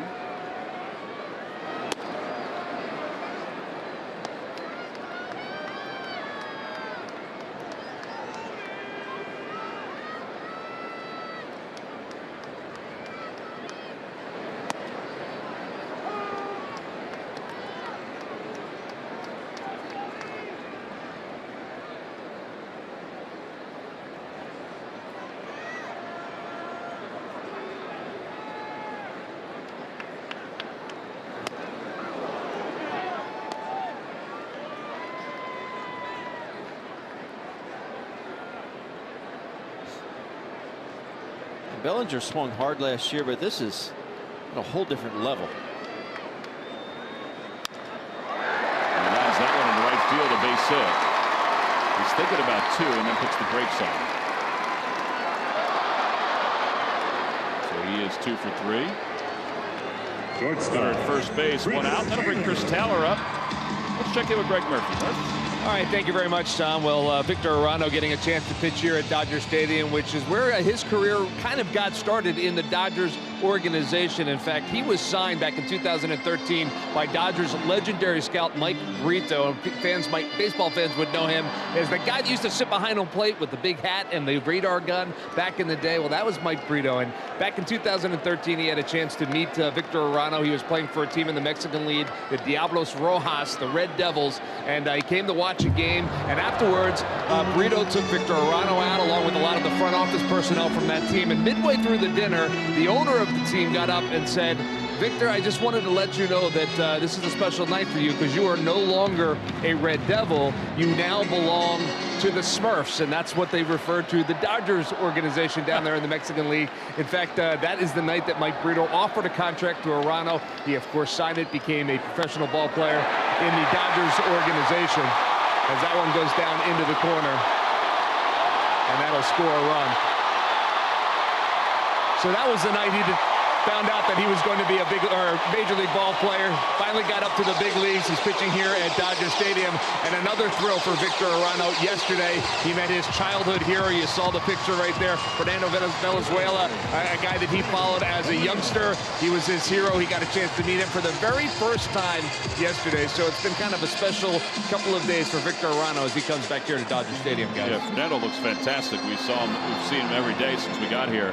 Brito is now 83 years old, and he said that he saw Arano 3 times, and he had good fastball command, so he decided to sign him. And the Dodgers do give him, or have given him, latitude to do that over the years. And of course, he was the guy that found Fernando Valenzuela. So when you find Fernando, you can have anything you want. Yeah, I think his track record allows him to do that. Fly ball to right field. Altera makes the catch. Taylor's going to go to third. Yeah, maybe next year will be the year that Fernando starts to age. Maybe. Second baseman. I said that to you last night. He looks remarkable. He does look great.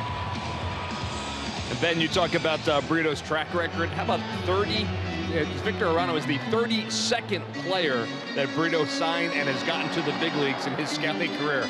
32 players into the big leagues. So yeah, that's a track record for you. That's not bad. Sure is. Took part in the signing of Valenzuela, Yasiel Puig.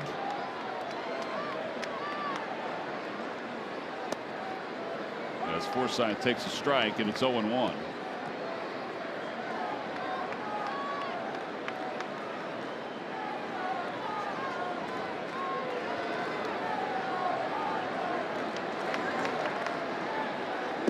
Outside, 1 ball and 1 strike.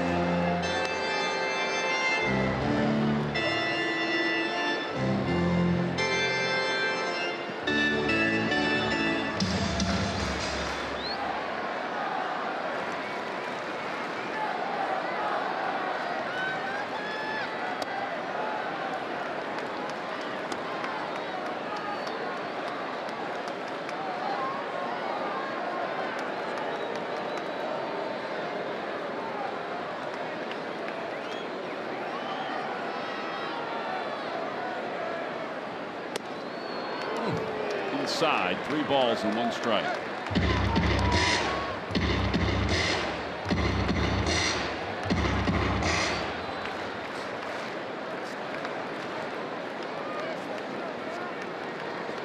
Well, they're going to now walk Forsythe is being intentionally. walked intentionally.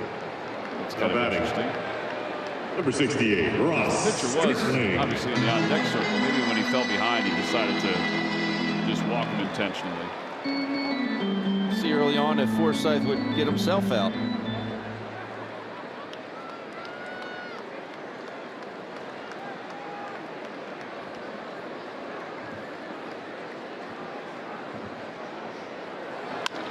Stricklin lines on the right center field. Everything's going his way. It's an RBI single. Taylor will score. That is his first hit of the night. It's only, or first hit of the season, I should say. It's only his 3rd hit overall in his career. 7-0. Left fielder, number 31, Chuck Peterson. Not a bad swing. Goes with a pitch.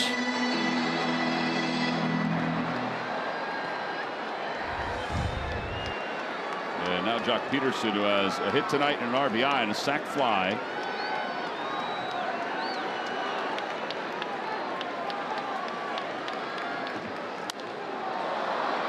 Walding over toward the stands. Stay in here.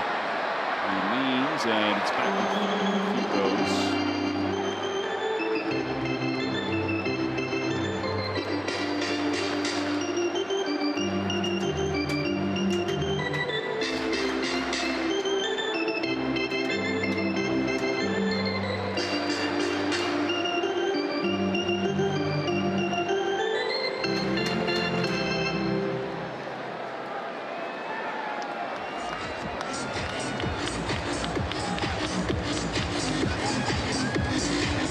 Balls and 1 strike.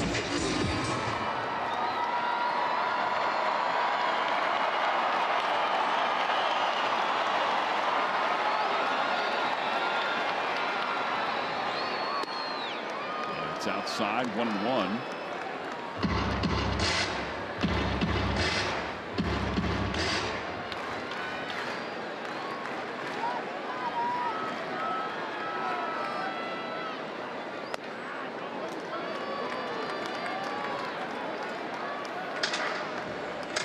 Pacing around on the right side of the diamond. Odubel kind of doing the same thing out in center. This is been a tough one for the Phils. 7 runs on 10 hits for the Dodgers.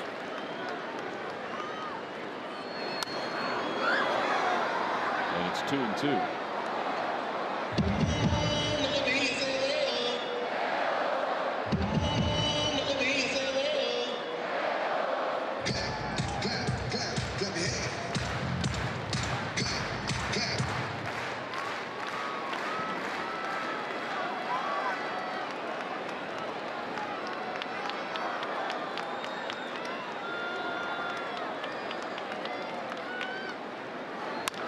Round to the right side.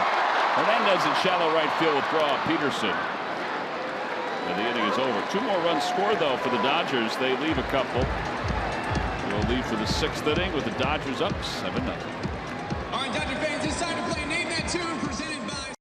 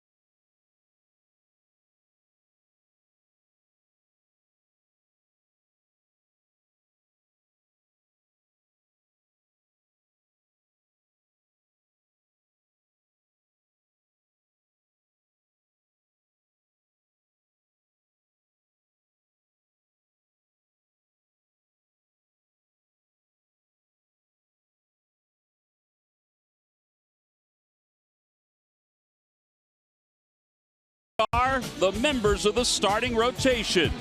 Since the season began, the pitcher taking them out each night has done so with a purpose, while the staff sits among the ERA leaders in the National League. Against right-handers, the squad has allowed the fewest walks, home runs, and extra base hits in all of baseball. 17 pitchers in the league have held righties to under 200 averages. 4 of them wear the Phillies P. And their success is brought to you by Independence Blue Cross. Live fearless. Well, we mentioned before that was the case for the Phillies staff. Didn't happen tonight, though, with Zach Eflin, who went 4 innings, allowed 7 hits and 5 earned runs. As we go to the top of the 6th inning, the Phillies offense has managed 2 hits. That's it. Against right-hander Ross Stripling. Well, for folks here in Southern California, it is that cool. Make sure the baby keeps his head warm.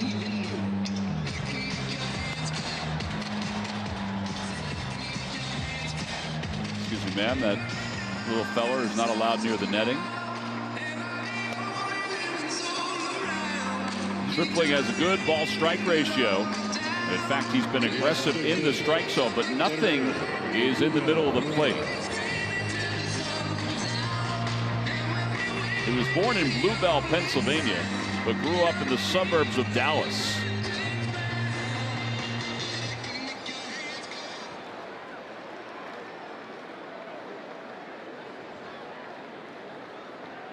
He eventually went on to Texas A&M, not with a baseball scholarship, but on an academic scholarship. He walked on to the baseball team and then wound up winning 14 games. Odubel takes strike 1. It's 0-1.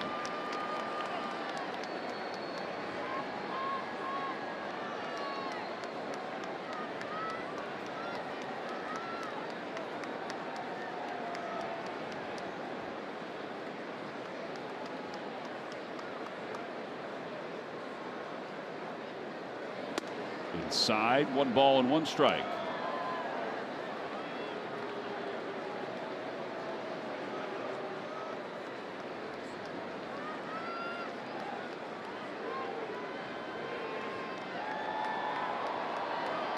He was originally drafted out of Texas A&M by the Rockies. Didn't sign because he wanted to go back to take some graduate classes at A&M.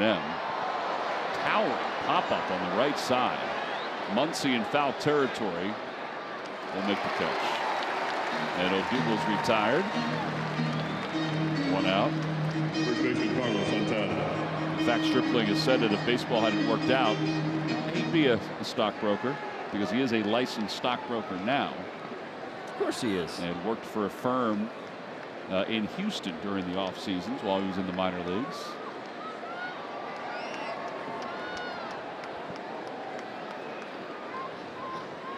Something about the game of baseball. It takes all types, doesn't it?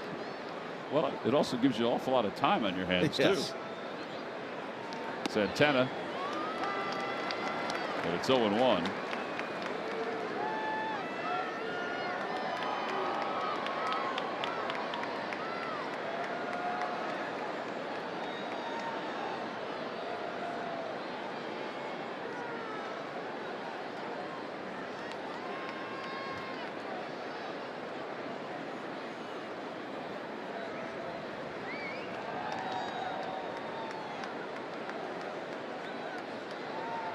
Upstairs, 1 ball and 1 strike.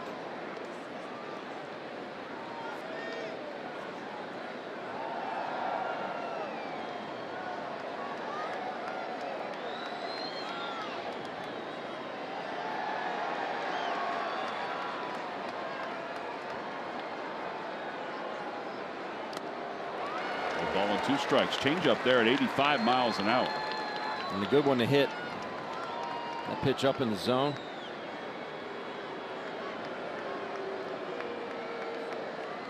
Last year he used his fastball 40% of the time and his slider 33% of the time. So there's a different formula for him this year. Even less fastballs and more sliders. Down low, 2-2.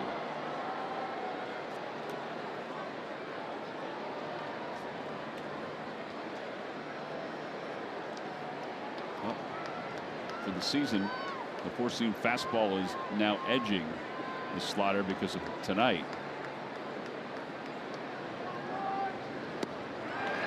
That was the knuckle curve. 8 strikeouts. Hey, the New York Yankees are coming to town. So is Miles Teller. That's right. The Yankees will be in town the 25th, 26th, and 27th of June. All 3 of those games are at 7:05. Miles is going to be throwing out the first pitch on the 27th. Go to Phillies.com to get your tickets now.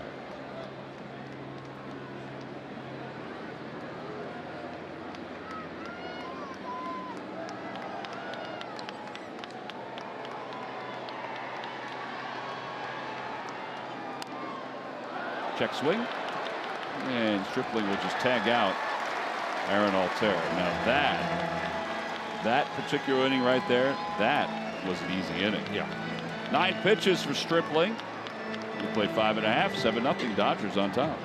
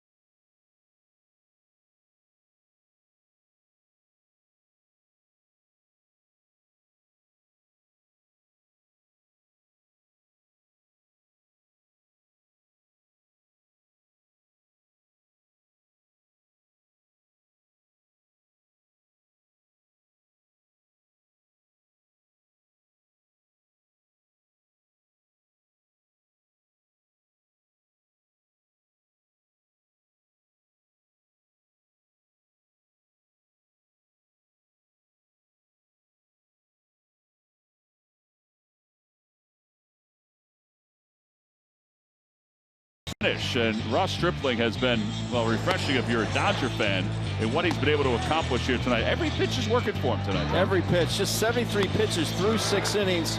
He's able to do that with a bunch of strikeouts. Usually you have that amount of strikeouts, 8 in which he has.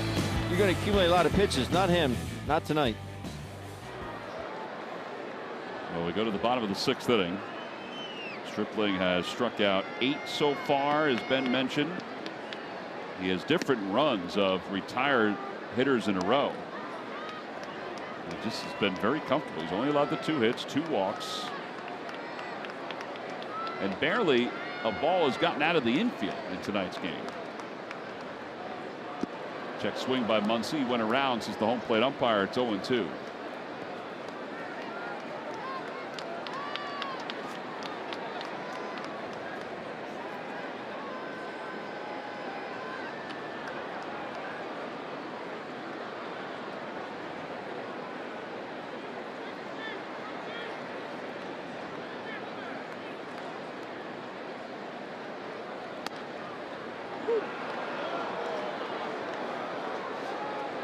Muncy is down on strikes. Catcher number 9. There's one out. Yasmani Grandal's coming up. Let's check in with Greg Murphy. Murph. All right, thank you very much, Tom. Well, we all know that Dodger Stadium is a very cool place to watch a baseball game. But if you don't believe me, well, ask these three guys. That is the Etkins guys. Eric Etkins is in the middle. His dad, and Kyle and Trevor are his two sons. And they've made their way out here to Dodger Stadium to watch this series. They are part of the Phillies experience that was won at the Shining Stars event in the winter, benefiting the March of Dimes that NBC Sports Philadelphia put on, and they were the winning bidders. In fact, Eric works, they're business associates with Randy Chapman of Chapman Auto Stores, and Randy was here last year. He was the winner last year, and he actually won again this year, but then turned around and said to Eric, hey, why not take your boys, Kyle and Trevor, out to LA to enjoy the Phillies experience? So they've been here all week. They got here Sunday night, a couple of 3 games here at Dodger Stadium. They're staying at the Tima Hotel. Tom, I know you were down on the field today with the guys. They were down on the field to watch BP. Met a couple of the players. I know Gabe Kapler went over and said hi to them, and they're just having a terrific time. The Shining Stars event over the last 6 years has raised over $2 million, and you know, Eric and Kyle and Trevor are enjoying, you know, father-son week out here in LA. Doesn't get any better than that. No, they've never been out here. As Walding goes behind the bag, gets one at second, and over to first, not in time to get Kemp. Nice throw from third to second base. And a fielder's choice. Yeah, they've never been out here. In fact, Trevor is coming back out for a program at UCLA with their business program before he enters his senior year in high school. So they visited UCLA. They went to the beach today to check that out. Yep. They of course went to grew up in the beaches of Jersey as well. Nice folks, though. It's been nice catching up with them. Unbelievably nice. Yeah, Nick Williams came over and took a photo with them today. Michael Franco did as well. And Gabe spoke with him for a while. The great Garden State just produces genuinely nice people, huh, Tom? Well, I would say yes, Ben. I'm going to second that. 1 ball, no strikes to Bellinger. 2-0. They were anxiously awaiting an opportunity, Murph, to do a minute with Murph. I know. And you know what? That would have been fun. Maybe we'll have to revisit that at a different time back in Philadelphia. The audio gods just weren't with us tonight. That could be part of the package next year. A minute with Murph. Yeah. I like it. All right. I think that's just going to push up the bidding. I would think so. Sky's the limit. Sky is the limit. I like it. 2 balls and 1 strike to Bellinger. And 2-2. 92 on that heater.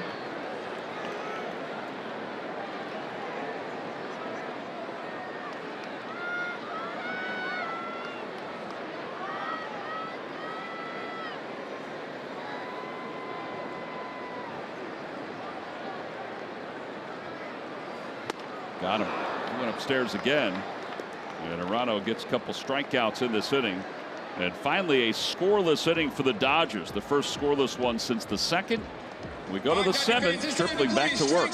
Presented by Anheuser-Busch. I'm here with our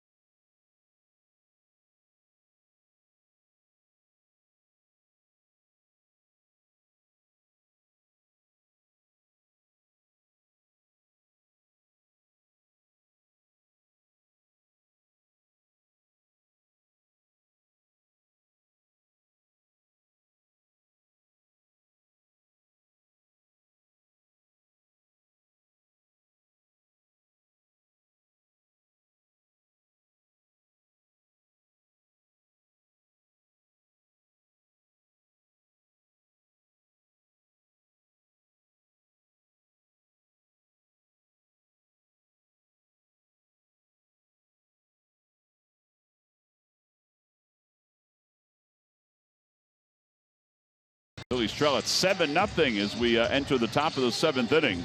Ross Stripling, the guy on the bottom, he's been the story. 6 innings, 2 walks, 8 strikeouts. Matt Kemp's also been a story. He's got 3 RBIs tonight for the Dodgers. Yeah, now Nick Williams will lead things off. Williams is 0 for 2. He's not alone. Stripling has been in total control during the course of this game. And it's 0-1.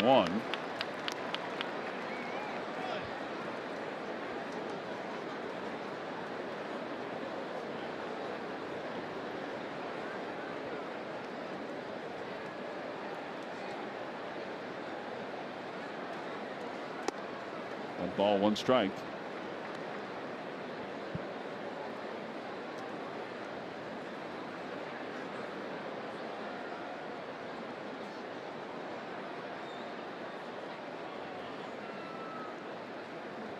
One ball and 1 strike.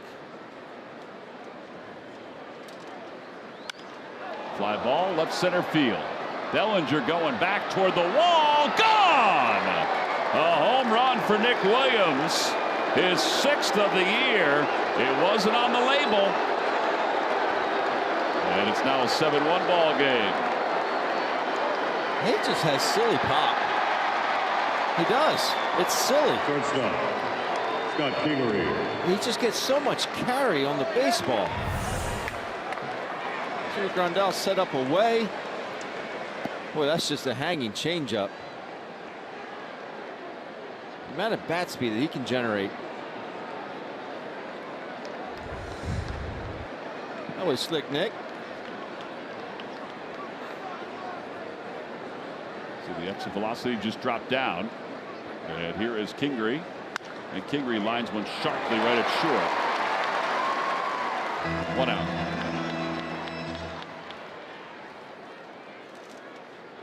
Phillies baseball is brought to you by Nissan. Shop ChooseNissan.com. And by WB Mason. Who bought WB Mason for fast free delivery? Nobody does it better.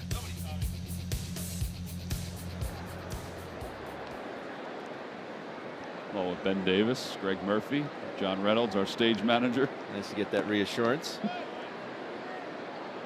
It's 1 ball and no strikes to Walding, who is 0 for 2. Oh, Mitch, get it out of the way.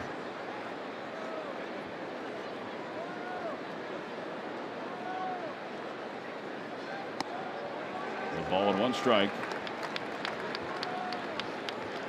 Well, they switched up their seats. Who says that baseball is a game of superstition?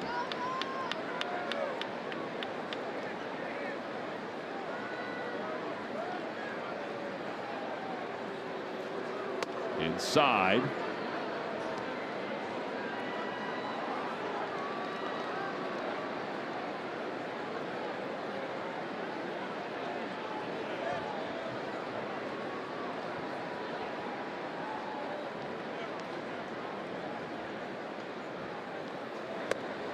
Three balls, 1 strike. It's one of the aspects of Walding's game that's improved is his patience at the plate. Over the last couple of years, finished with 25 home runs last year. And now the 3-1 pitch. 3 balls, 2 strikes. A little aggressive, that head coming off just a bit. You saw his strikeout, his last at bat, his helmet fell off. Just a little too hard right now. Nice and easy.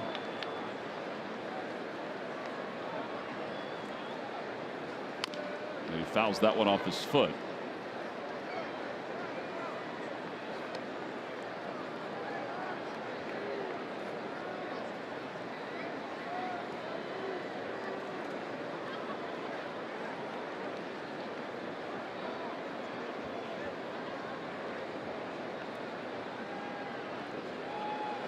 Live and die with every pitch. At least for game 1. Until he gets his first base hit. Swing and a miss. So he's down on strikes for the 3rd time. That is the 9th strikeout for Stripling. And 2 outs. Alfaro's coming up. Time now for the Ram Truck Stump the Fans trivia question. And the answer, who was the last Dodger before Corey Seager in 16 and 17, Ben, to have 30 or more doubles in each of his first 2 years? I'm going to say he's now with the New York Mets. I'm going to say Adrian Gonzalez. Adrian Gonzalez is incorrect. You have to go back a little farther. It's been a long time, let me tell you that much, Ben. A long time? Long time. Alfaro swings through a high fastball. Like how long? Well, it's been 70 years. 70? Yes. Pee Wee Reese. Pee Wee Reese, a good guess. Very close, but incorrect. Roy Campanella. Incorrect. Duke Snyder. You're in the right area. There's a broken bat base hit for Alfaro, and he's going to go to second base on this one. It's a 2-out double. The folks at Dodge are not very happy with me right now. Folks with the Dodgers? Dodge. Oh, no, they're very happy with you. Michael Franco's going to pinch hit. Pinch hitter. There's a statue of him here at this ballpark. In fact, there might be 2 statues of him. He's that important. It's not him, not Tommy.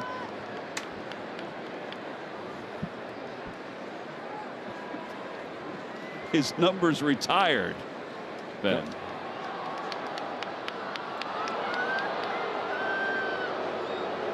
Jackie Robinson. Jackie Robinson is correct. Ben Davis, congratulations. Man, right on it. All over it. Log back on to Phillies.com to find out if you're the winner of a Phillies prize pack. And thank you for playing Ram Trucks Stump the Fan. That was a good question, John DeSangro. Franco takes a strike until one. I still thought Adrian Gonzalez did. Ben was going through one retired number after another. I thought Adrian Gonzalez would be a good guess, but it was wrong because he was a doubles machine.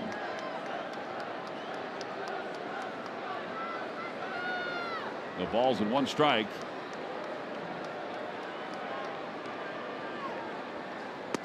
Outside. Drew Hutchison will start to loosen up in the bullpen.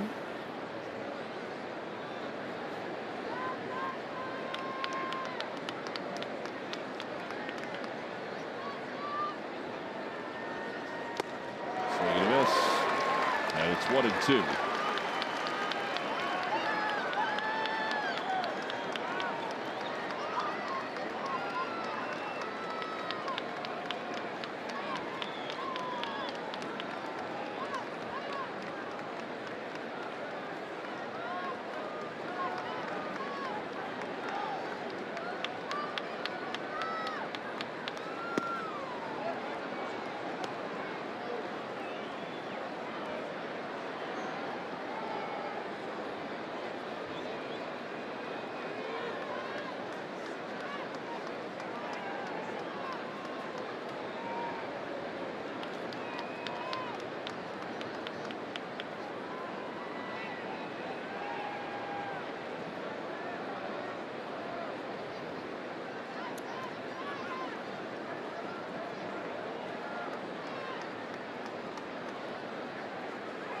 In the dirt, 3-2.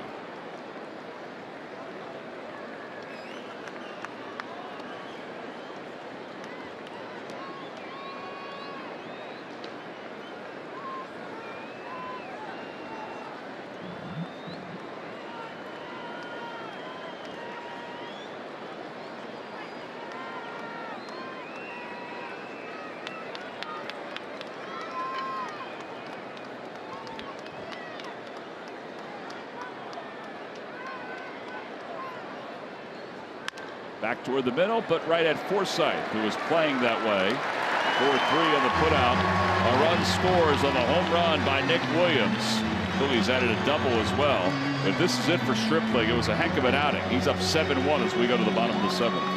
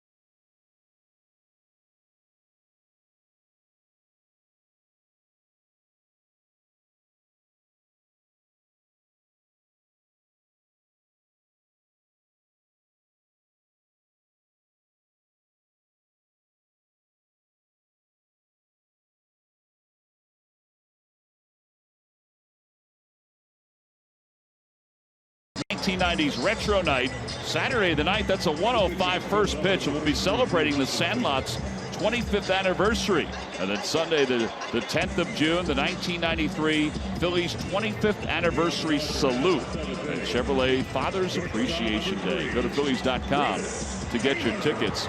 In conjunction with that June 9th celebration of the Sandlot's 25th anniversary, the Phillies will have Marty York, who played Yaya, and Victor DiMattia, who played Timmy, at the ballpark, helping to celebrate the 25th anniversary. Excited about that, Ben? Very excited. We all are.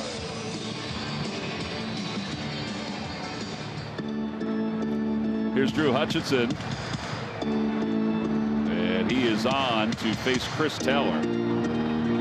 2 innings, 4 hits, 2 runs for Victor Arano.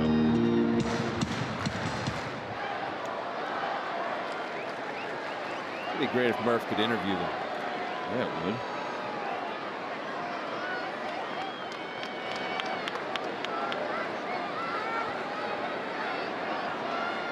Taylor is 1 for 3. And the first pitch taken down low, 1 ball and no strikes. Maybe they'll give Murph a Sandlot t-shirt. If he does a minute with Murph, I think he gives him one of his t-shirts. 1-1.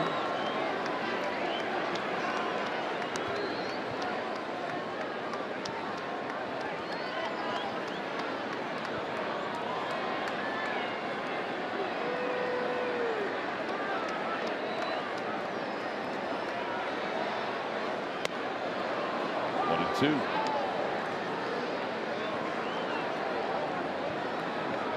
Well, the life of a long man, Hutchison hasn't worked since the 18th of May when the Phillies took on the Cardinals.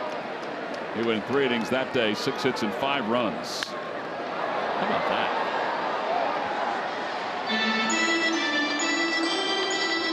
It's not like you can go down because you might be needed on a given night. It's not like you go down and throw a 30, 35 pitch bullpen. Yeah, you can throw, but you just can't throw a bullpen. Right.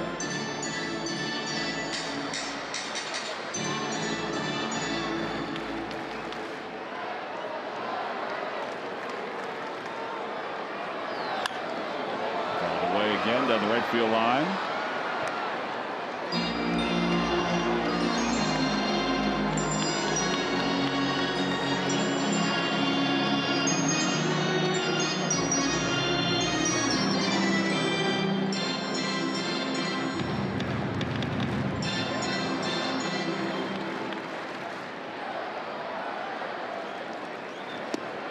Taylor went around for the first out. 8th strikeout for Phillies pitching. There with 1 out. Valera is coming up. Valera.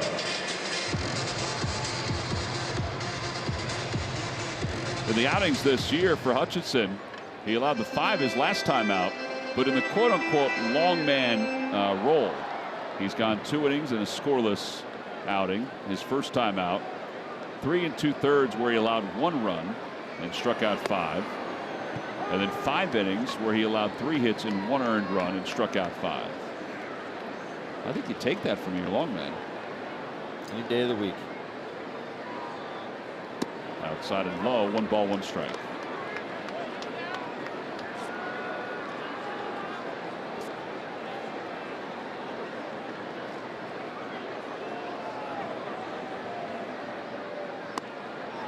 Two and 1. I like his glove.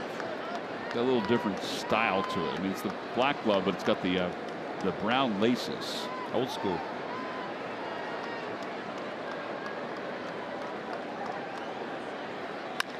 To the right side, Santana's got it. Hutchinson there to cover. 3-1 on the put out. 2 away. Second baseman number 11. Hadn't pitched a while, but still remembers to cover first base.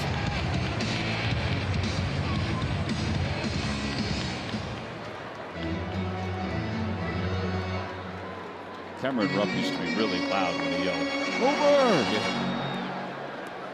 Again, the ball's foul. Over!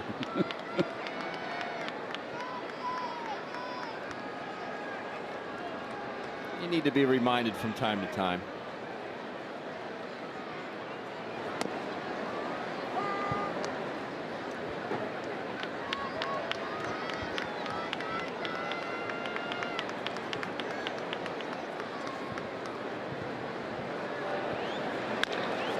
Shortstop, backhanded by Kingery. And the throw in time to wrap up the inning. 6-3 on the putout.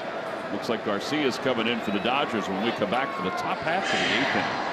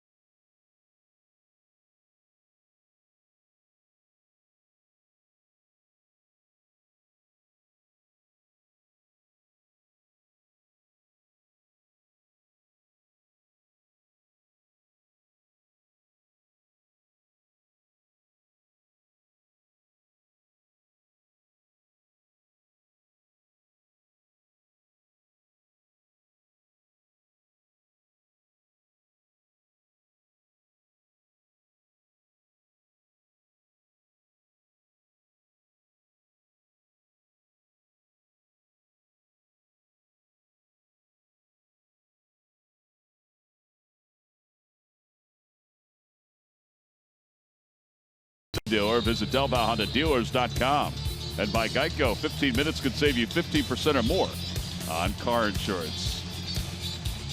Phillies trail at 7-1 as we go to the top half of the 8th inning here at Dodger Stadium. Time now for our Toyota turning point. We go back to the 3rd inning. This is all with 2 outs. This goes down. He gets Stripling and Peterson quickly, and then Muncy goes up top, and then a walk to Yasmani Grandal. And then Matt Kemp goes up top for a 2-run homer. That escalated quickly. That was your Toyota turning point. Yeah, Stripling winds up going 7 innings, Ben, tonight. Pitched very well. And he struck out 9 hitters. He allowed just the 1 run. And here now Garcia will take over.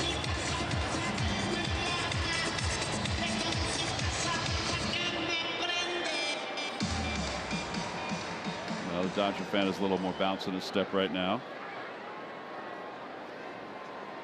Cesar is 0 for 2. He's walked and he's grounded out twice.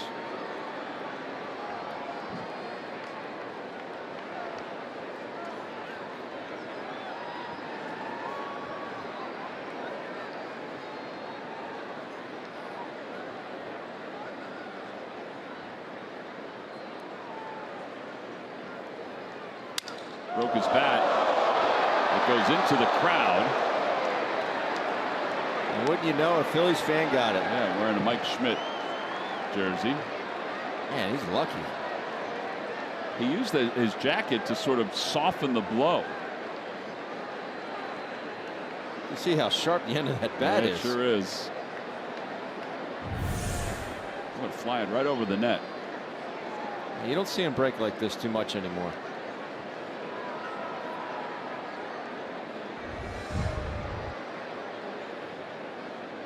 Man, I got pine tar everywhere.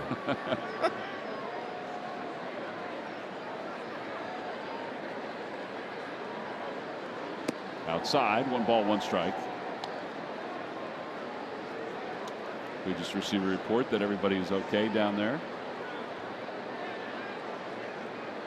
There's a lot of pine tar on that bat. Sure is. Fouled back.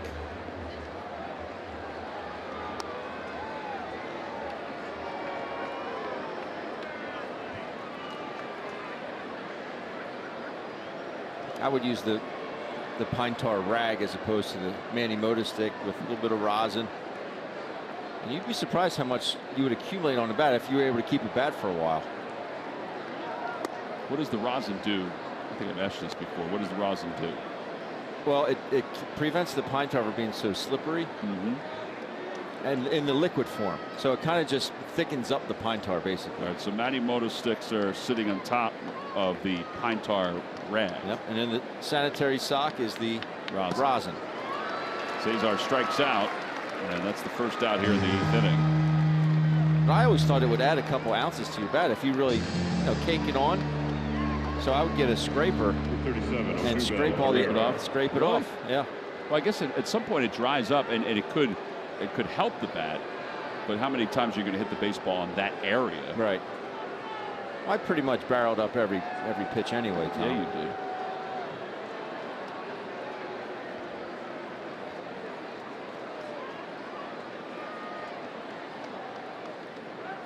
.61 strikes for Stripling tonight.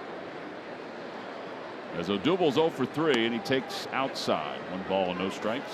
How about Stripling's home ERA? He came into the game, it was at 1.37. Was his home ERA. Now it went all the way down to 1.35. You see Carlos just working it. He's got the lizard skin on it as well to help. No way he's letting go of that bat.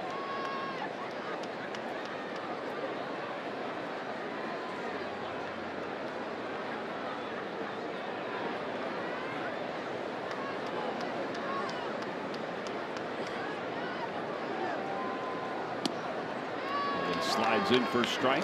1 ball, 1 strike. You get Odubel to kind of level out the swing a little bit. I know everything's all about launch angle now, but he's got 3 pop-ups to his credit tonight.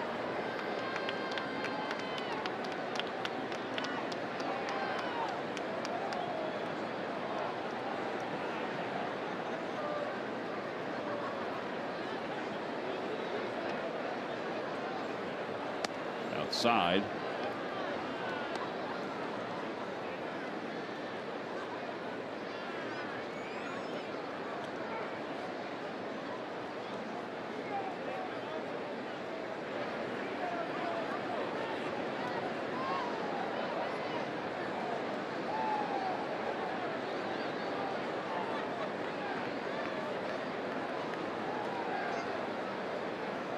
Swing and a miss, 2-2.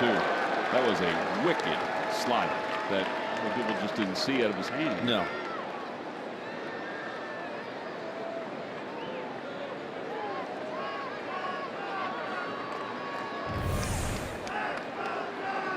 Starts off right down the middle and has some bite to it.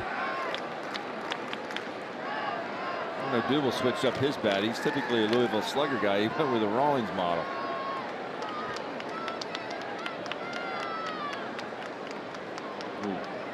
He mistimed him. Ball cut inside. 2 outs here in the 8th inning. And Carlos Santana is coming up. Authentic Fan Night is all about you, so make sure you join us for the next one on June 19th. The Authentic Fan ticket package includes a free hat you won't find anywhere else and a chance to upgrade to seats right behind home plate. Tickets are going quickly, so grab yours now. Plus, we will be out in the seats that night, down the left field line, in the front row. We've got surprises coming for the Authentic Fan that night.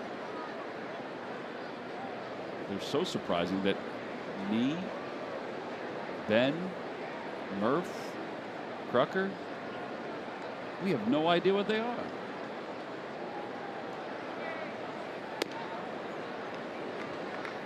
I'm gonna wear a ball cap that night.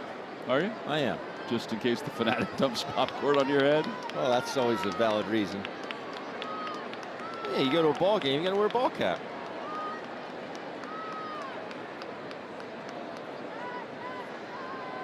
Ben and I, John, will be visited by the Fanatic, I'm sure.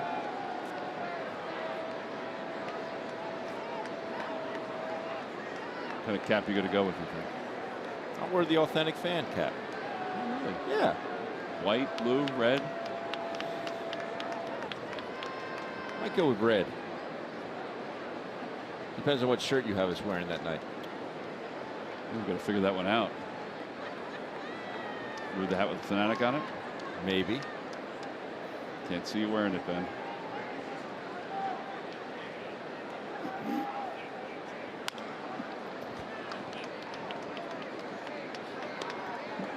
How about that one? That's the red one.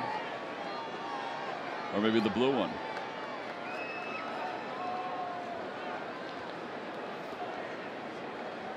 Definitely forwards. No King Griffey? No.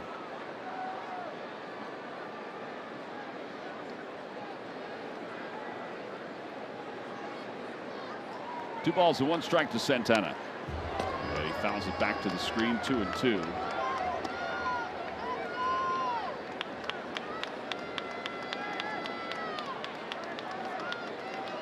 Getting closer.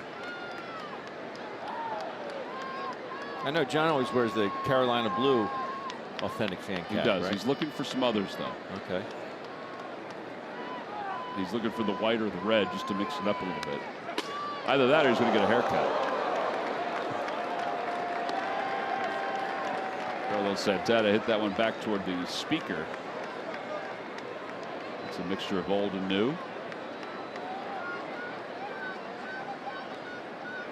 Oh, it's a camera. It's not a speaker. It's a camera, Ben.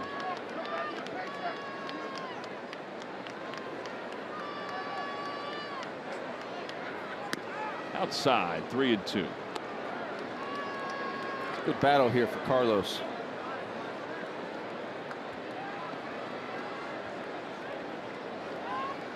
I think we'll wear shorts that night.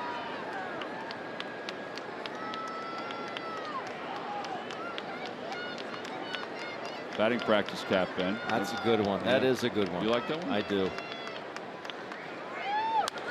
Popped up foul, and that'll find the seats. Good play. I like that one. I like the old school one. I like the old maroon one too. We have a bunch of those. That's the current. You know, the Phillies on the brim. Wow, that's for the Flying Hawaiian, I think. A bouncer up the first base line, foul. Amazing how many hats there are. Well, you go to the team store back at the ballpark at CBP. Look, that's not even a red hat. Go Longhorns. It's a Longhorns hat almost, or color. There you go, spring training cap. That's the old batting practice hat to the right. Out to left center field, and that's going to drop for a hit for Santana. He's had 2 loop hits, and he'll take them. 2 for 4. Phillies have a 2-out base runner. Right fielder number 23, Aaron Altair.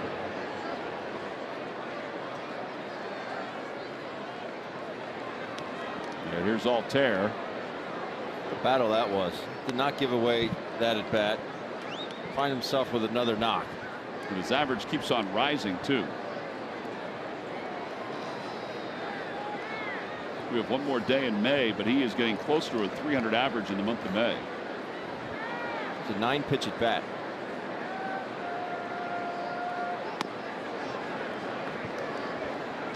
One ball and no strikes. Garcia thought that was a strike, but it was just below the knees.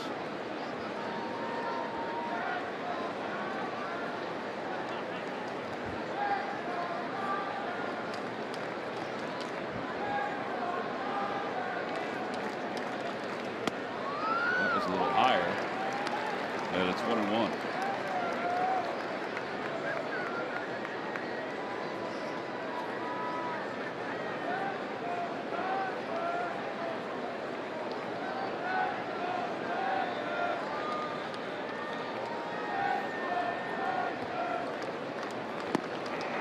That was the lowest of the 3. And it's 1 ball and 2 strikes. By the way, as we look at this pitch, that is a good slider. Yeah. I still think that one he threw a double was the nastiest one he's thrown all night. That was almost like a cutter, the way it was moving. Get out. Following the pop-up, Muncy is over toward the Phillies dugout, and it's onto the dugout. Diving catch.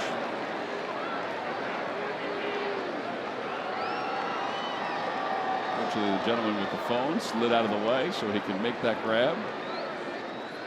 People helping people, Tom. Yeah. That's a cool gesture. He said thank you.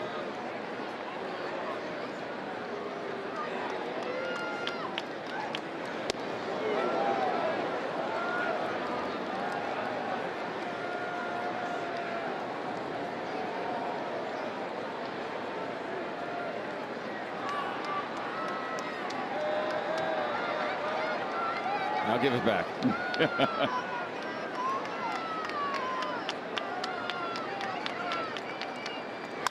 Line drive, base hit. It's a left field for Altair. And Phil's have runners on first and second. And Nick Williams is coming up. Number 5, Nick Williams. Nick homered his last time up. That's the only run for the Phillies.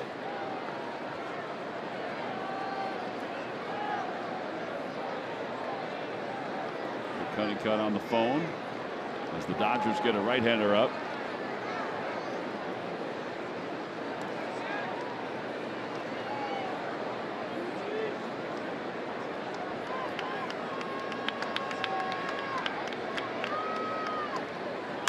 But he pulls it down the right field line. Everybody scattering with their chairs.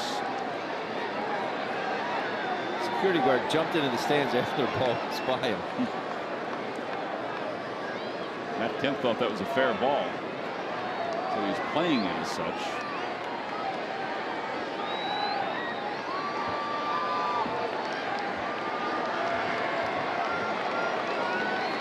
Pat Venditti warming up right-handed right now with a watchful eye of Mark Pryor. Out towards shallow center field. Taylor on the run. He's going to get to the spot and make the catch. And the inning comes to a close. No runs, 2 hits, and 2 men left. We'll go to the 8th inning. The bottom of the 8th, that is. Dodgers 7, Phillies 1.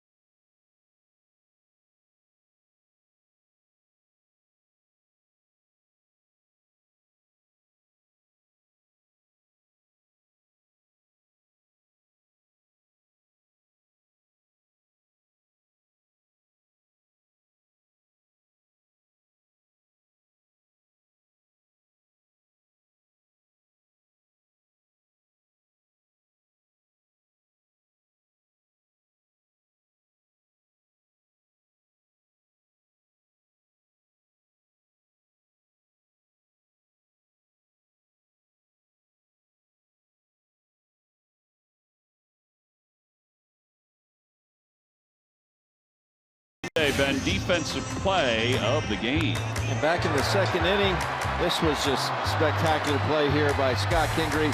Up the middle off the bat of Logan Forsythe.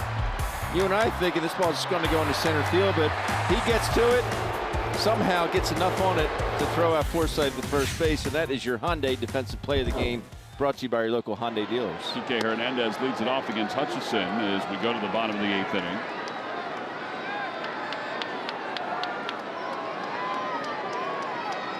Hutchison worked a 1-2-3-7.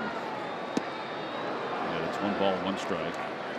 Hey, by the way, we mentioned last night about Jake Arrieta and could he finish the month of May with an ERA under 1. Well, he did. A 0.90 earned run average for Arrieta. Off the end of the bat, that is in no man's land. Hernandez is going to get a base hit. TK's aboard with an infield single.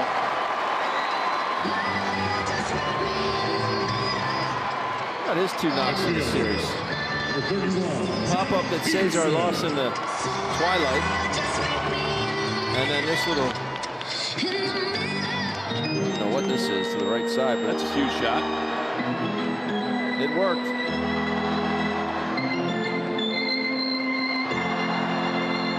Peterson 1 for 3 with an RBI and a sac fly.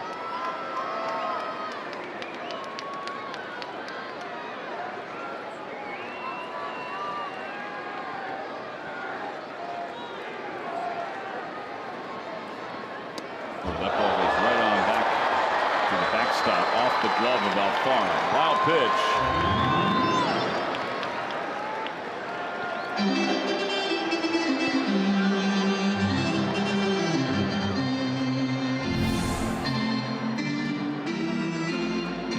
Jorge just not able to get up in time. Definitely is a wild pitch.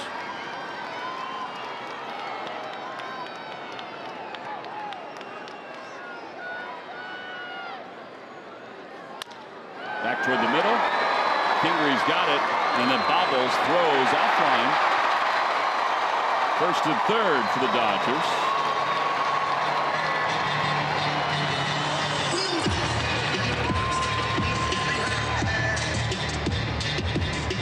First baseman number 13, Max Muncy.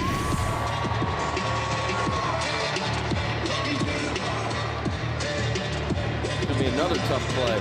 Yeah, even if he didn't struggle with the exchange, it was still going to be a tough throw.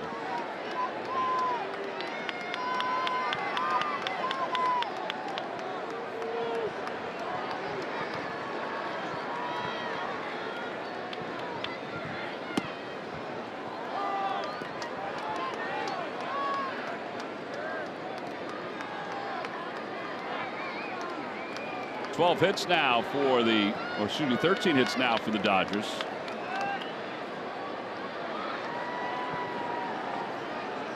Yeah, Muncy takes a strike. It's 0-2.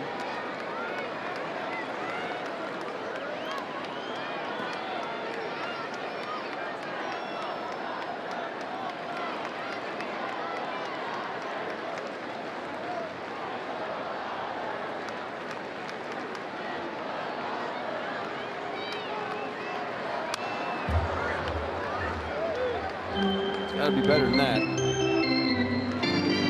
Very good pitch and hit there, 0-2.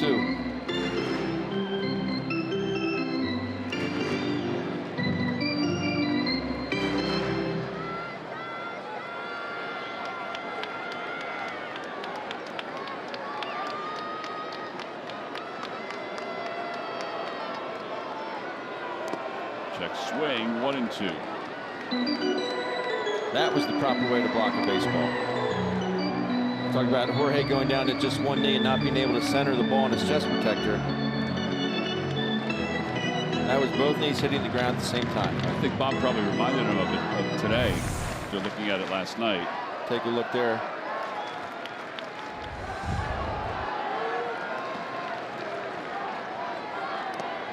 So pitch, 2-2.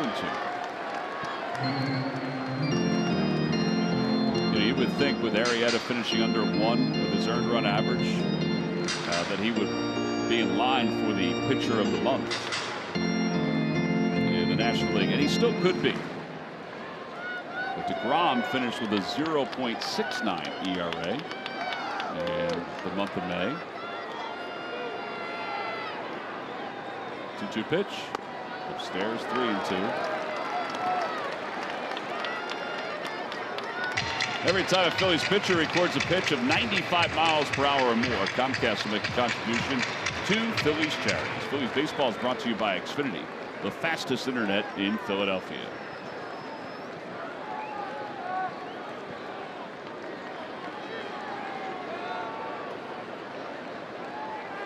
Swing and a miss, a high fastball.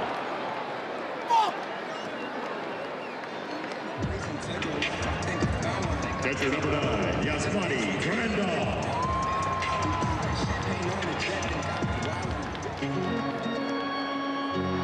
Yasmani Grandal is 1 for 3. A couple strikeouts and a single.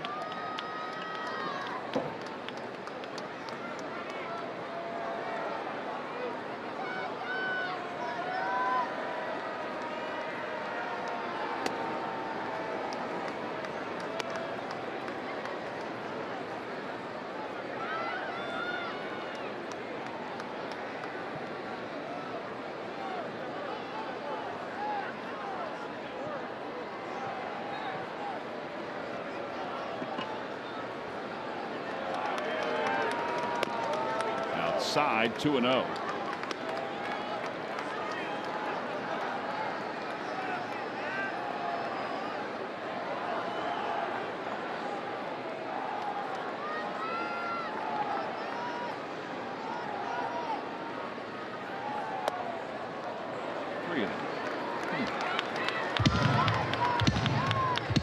Well, Venditti has switched hands. He's warming up left-handed now.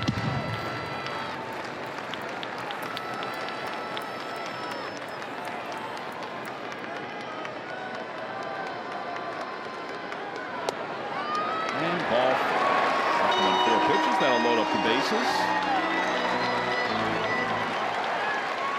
And Matt Kemp is the scheduled hitter. Number 27, Matt Kemp. Rob Thompson to your right. Dave in the middle with Kranitz to the left.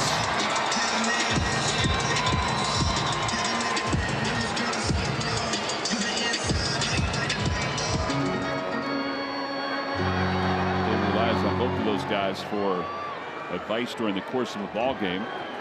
Rob, a longtime coach in the Yankees system, bench coach for the Yankees. And Matt Kemp, who has doubled home run and hit a 2-run home run. Hits that one out towards center field. And Gilbert surrounds it. A run will score as the catch is made. Tagging from third and scoring is Kike Hernandez. 4 RBI night for Matt Kemp.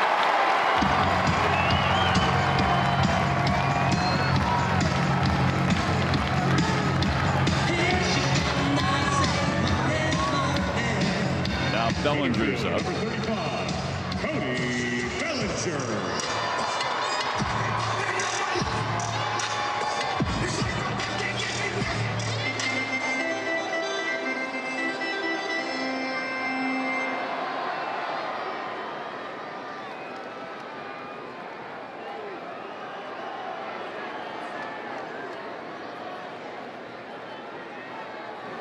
Outside, 1-0. Nationals have already won tonight. They've won 6 consecutive games, 8 of 10. 28 away from home, 12 and 14 at home. Their lead over the Braves is a half game. The Braves lost to the Mets. Phillies are a game back as we speak. The Mets are 4.5 games out in the division.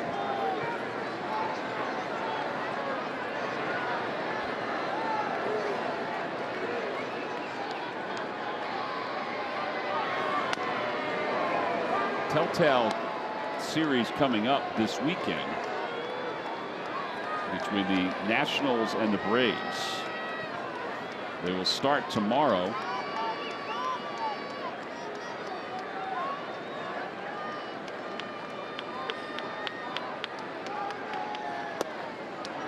There's a strike, 2-2.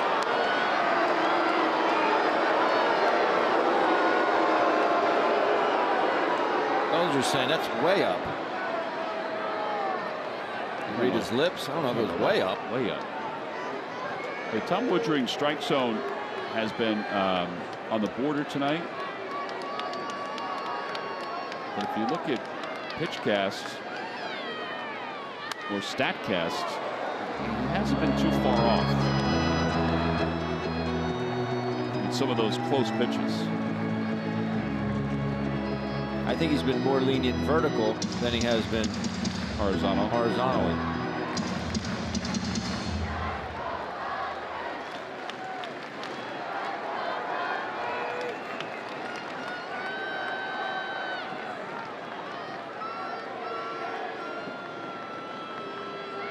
2-2. And that one's back under us. Remains 2-2. Sounds like somebody wants to play.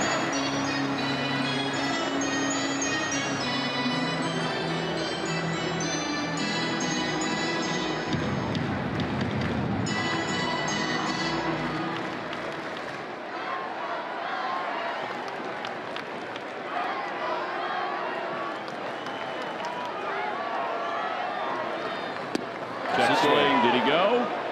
No. This is Kerwin Danley.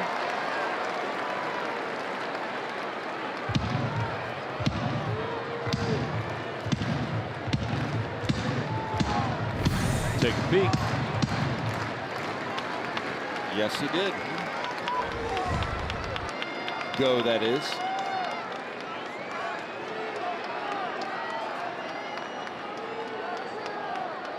Runner goes from first and pitches high ball. That'll load the bases up. Kravitz will head out to the mound.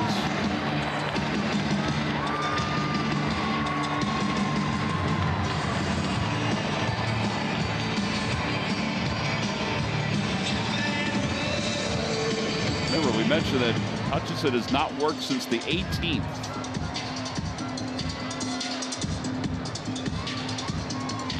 .37 pitches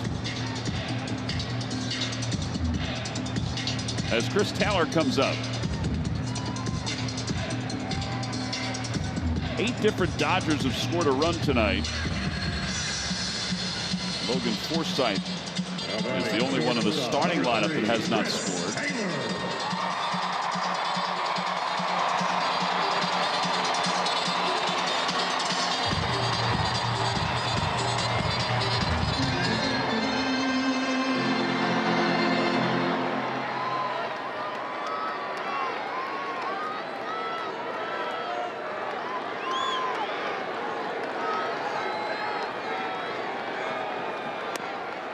First pitch over for strike. It's 0-1.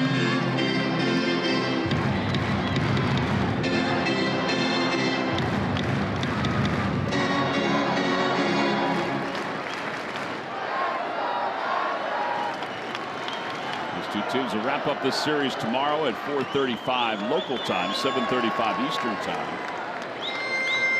And 1 ball and 1 strike. Then it's off to San Francisco.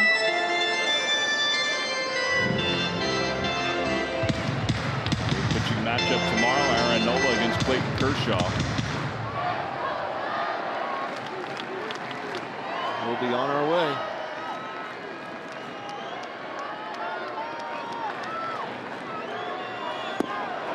Two. What kind of night it's been, Tom?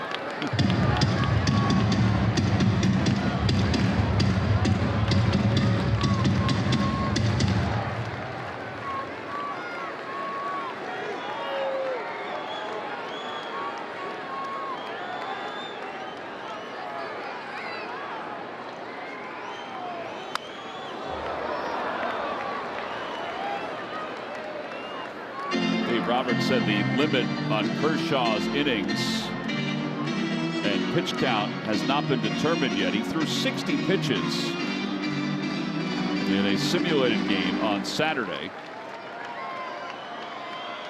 So he said he has no issues if Clayton goes deep into the game. They said it all depends on how he's throwing. And a foul tip, and Alfaro hangs on, and the inning is over. A couple strikeouts And a couple walks, 3 men left, 4 RBIs for Matt Kemp. We'll go to the 9th. It's the Dodgers 8 and the Phillies 1.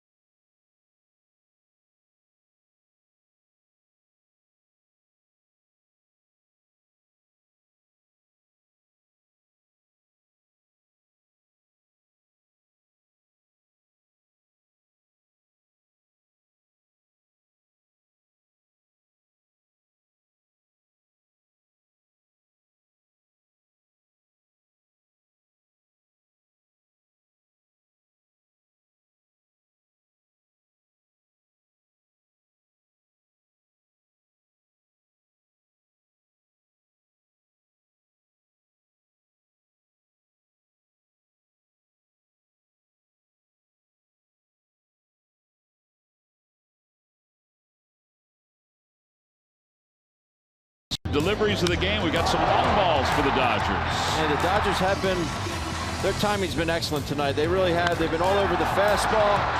Actually hit a couple breaking balls as well, but it's top to bottom. This lineup came out ready to swing the bats this evening.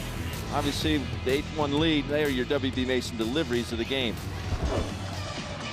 Kike Hernandez stays in the ballgame to play right field for the Dodgers. So Matt Kemp is done for the evening. And Pat Venditti will take over on the mound. Venditti, the ambidextrous pitcher, who down in Oklahoma City in 19 games was 2-0 with an ERA of 1.25. He has pitched with the Dodgers this year. He has an ERA of over 6, but just 2 2/3 innings. So he will start right-handed against Kingery. Most likely switch to the left side against Walding. And the first pitch. It's in there, 0-1. Kingery and Venditti played together last year when Venditti was with the Phillies organization and pitched in Lehigh Valley.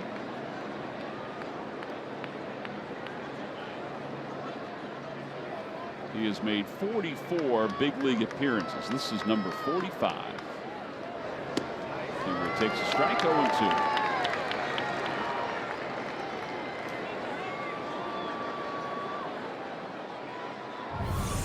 P.J. Willihan's pitch cast. Frisbee. Yeah.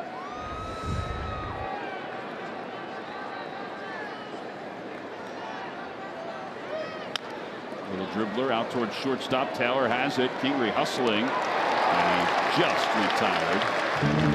1 out. And Venditti already switched the glove to the other hand. It's a specially made glove by Mizuno. Has 5 fingers. Or 6 fingers, I should say. It allows him to switch it from one hand to the other. He must indicate, according to the rules, Rule 5.07, he must indicate to the pitcher, or to the umpire, I should say, which side he is going to pitch from. And it's as simple as just switching the glove hand and stepping on the rubber. He cannot switch now until this at bat is done with, unless there is an injury or if there's a pinch hitter in the middle of the at bat.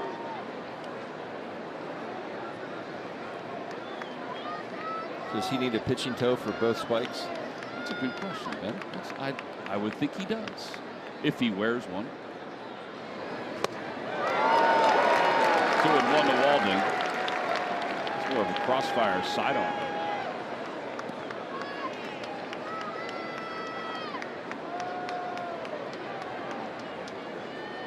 Walding still looking for that first big league hit. 0 for 3 tonight.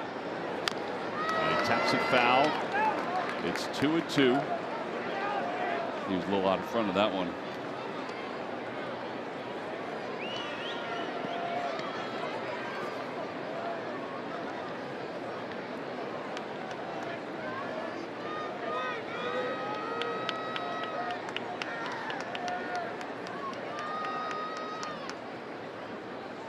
And now the 2-2 pitch. Inside, 3-2.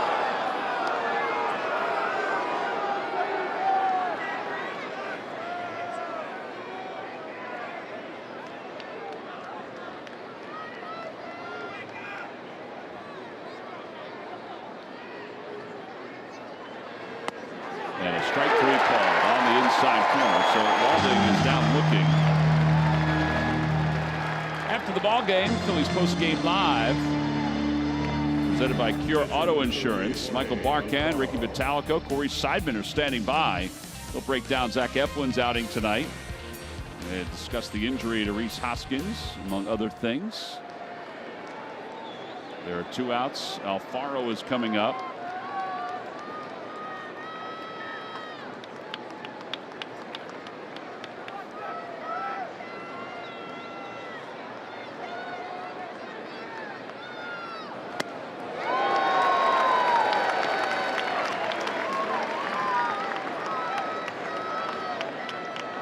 Guys will also discuss what the potential move would be if Rhys is placed on the disabled list. Somebody's got to come up from the minor leagues. Could be another homegrown kid like Dylan Cousins.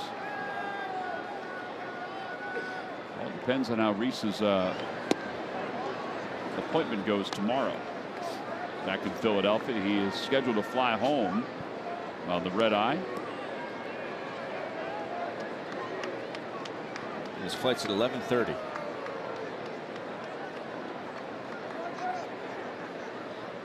One ball, 1 strike to Alfaro. 73 miles an hour.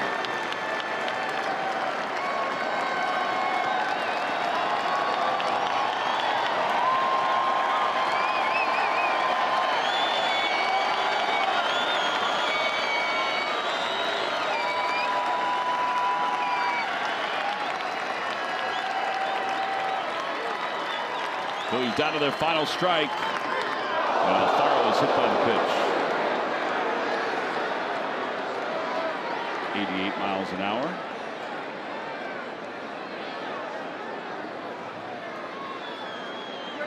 And Andrew Knapp is asking Venditti how he's going to pitch.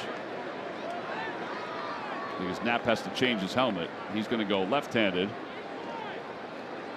So Andrew will go back to the dugout and get his other helmet. This is a rule that was first put in place until the 2008 season. 15, Andrew Knapp. Major League Baseball has had guys that have been switch pitchers, but it's not an everyday occurrence. All right, so now Venditti forces Knapp to go to the right side.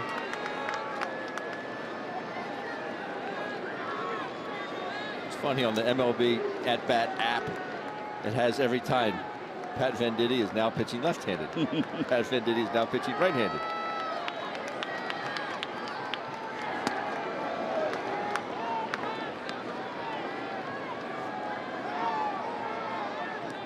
Certainly is a colorful story for Major League Baseball if he could succeed at this. I mean, he's been around for a while now. Just missed the outside corner. Command is obviously the issue. There have been nights, you know, as he's been doing this, that his command is good from one side but not the other. But he stays with it just because he, you know, it's what he does. And Knapp takes a strike.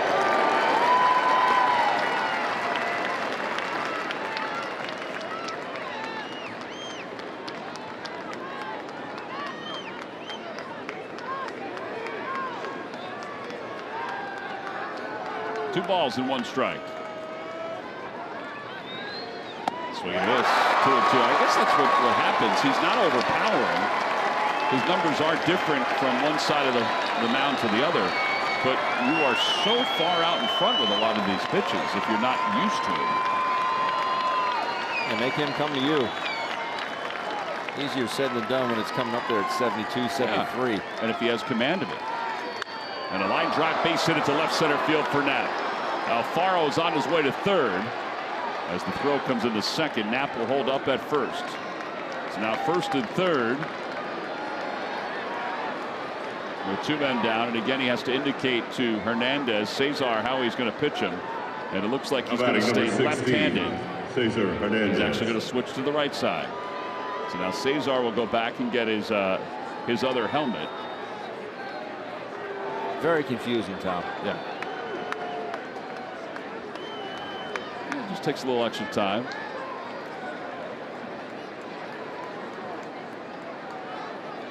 So Cesar will come back left-handed.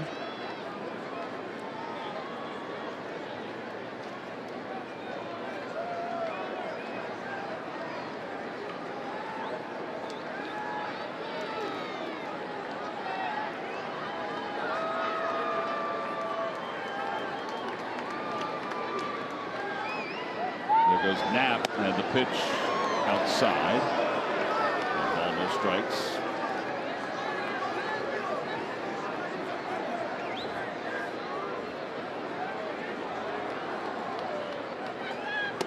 Upstairs.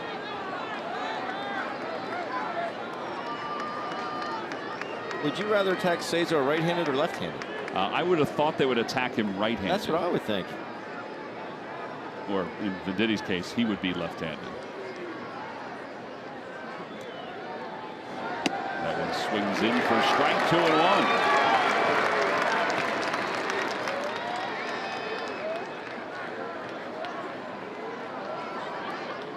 1. Cesar is 0 for 3 with a walk tonight. 3 for 10 of the series. And he fouls it away. And again, the Phillies down to their final out and final strike.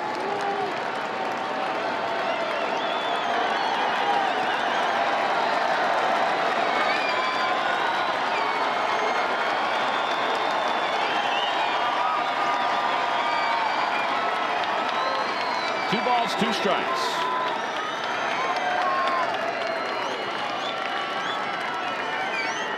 And he fights it off foul. Emergency hack and then some.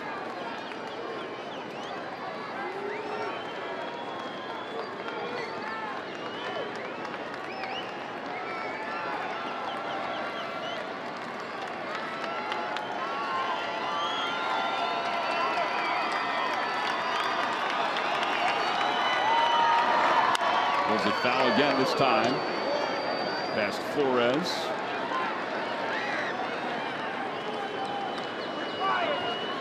Dodgers don't want to get anybody up. I mean, they got a 7-run lead. And it's 2-2 with 2 outs here in the top of the 9th inning.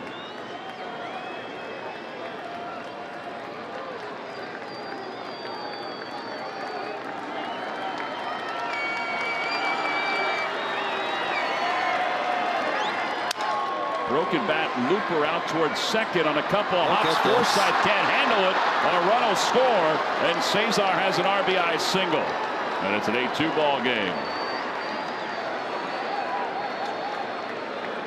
Number 37. The ball certainly wasn't hit all that hard, but it was in the right spot. No doubt that ball had some pine tar on it. Right above the knuckles. Hit the lip of the grass, I think. Yeah, checked up nicely. All right, Odubel is 0 for 4. He's popped out 3 times and struck out.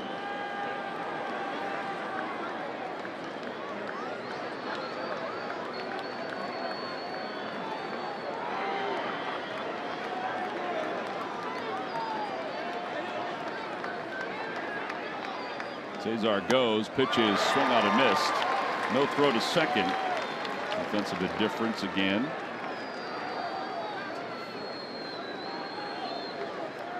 Phillies have been down to their final strike, the last 2 hitters.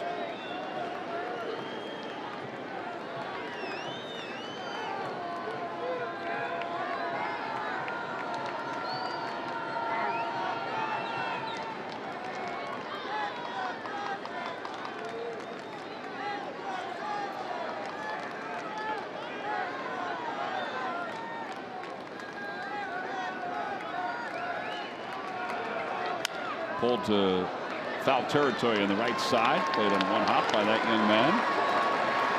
And now the Phils down to their last strike again. It's 0-2.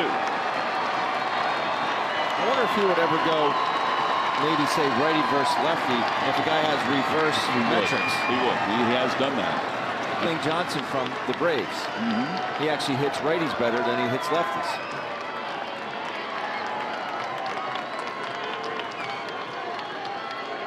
That'd be a perfect case where Venditti would pitch left-handed against him. Odubel pops it up. Left field line. And it's out of play. And the inning stays alive. It's a catchable ball. Sure was. But Valera needs to run there, pick out a spot first. Fans may have gotten in his way, but still, he was still fading. He wasn't even at the wall yet.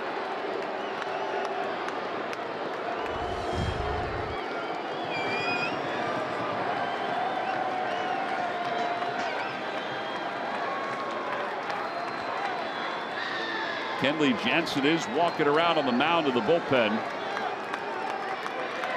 And the 0-2 pitch coming again to Odubel. Way outside, 1-2.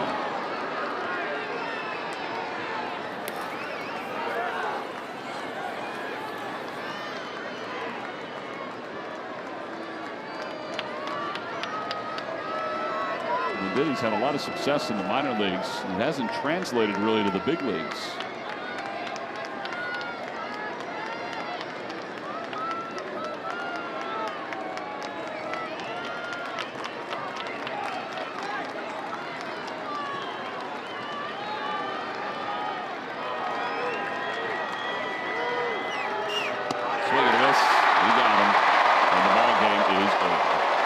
Phillies do score a run in the inning on the RBI infield hit by Cesar Hernandez, but it was just too little too late to overcome Matt Kemp and the Dodgers and what they were able to do here tonight at Dodger Stadium. They win it by a final of 8-2. Ross Stripling is our Chevrolet player of the game. Outstanding over 7 innings tonight for the right-hander. 7 innings pitched, just the 1 run on the Nick Williams home run. 9 strikeouts, 4 hits, and just the 2 walks, but he was just dominant. Like you said earlier in the broadcast, Tom, he was throwing everything for strikes. Absolutely everything in any count. He is your Chevrolet player of the game. And nothing really that overpowering, but there was great movement and great control. Dodgers win it 8-2. We'll be back to Dodger Stadium to wrap it up right after this.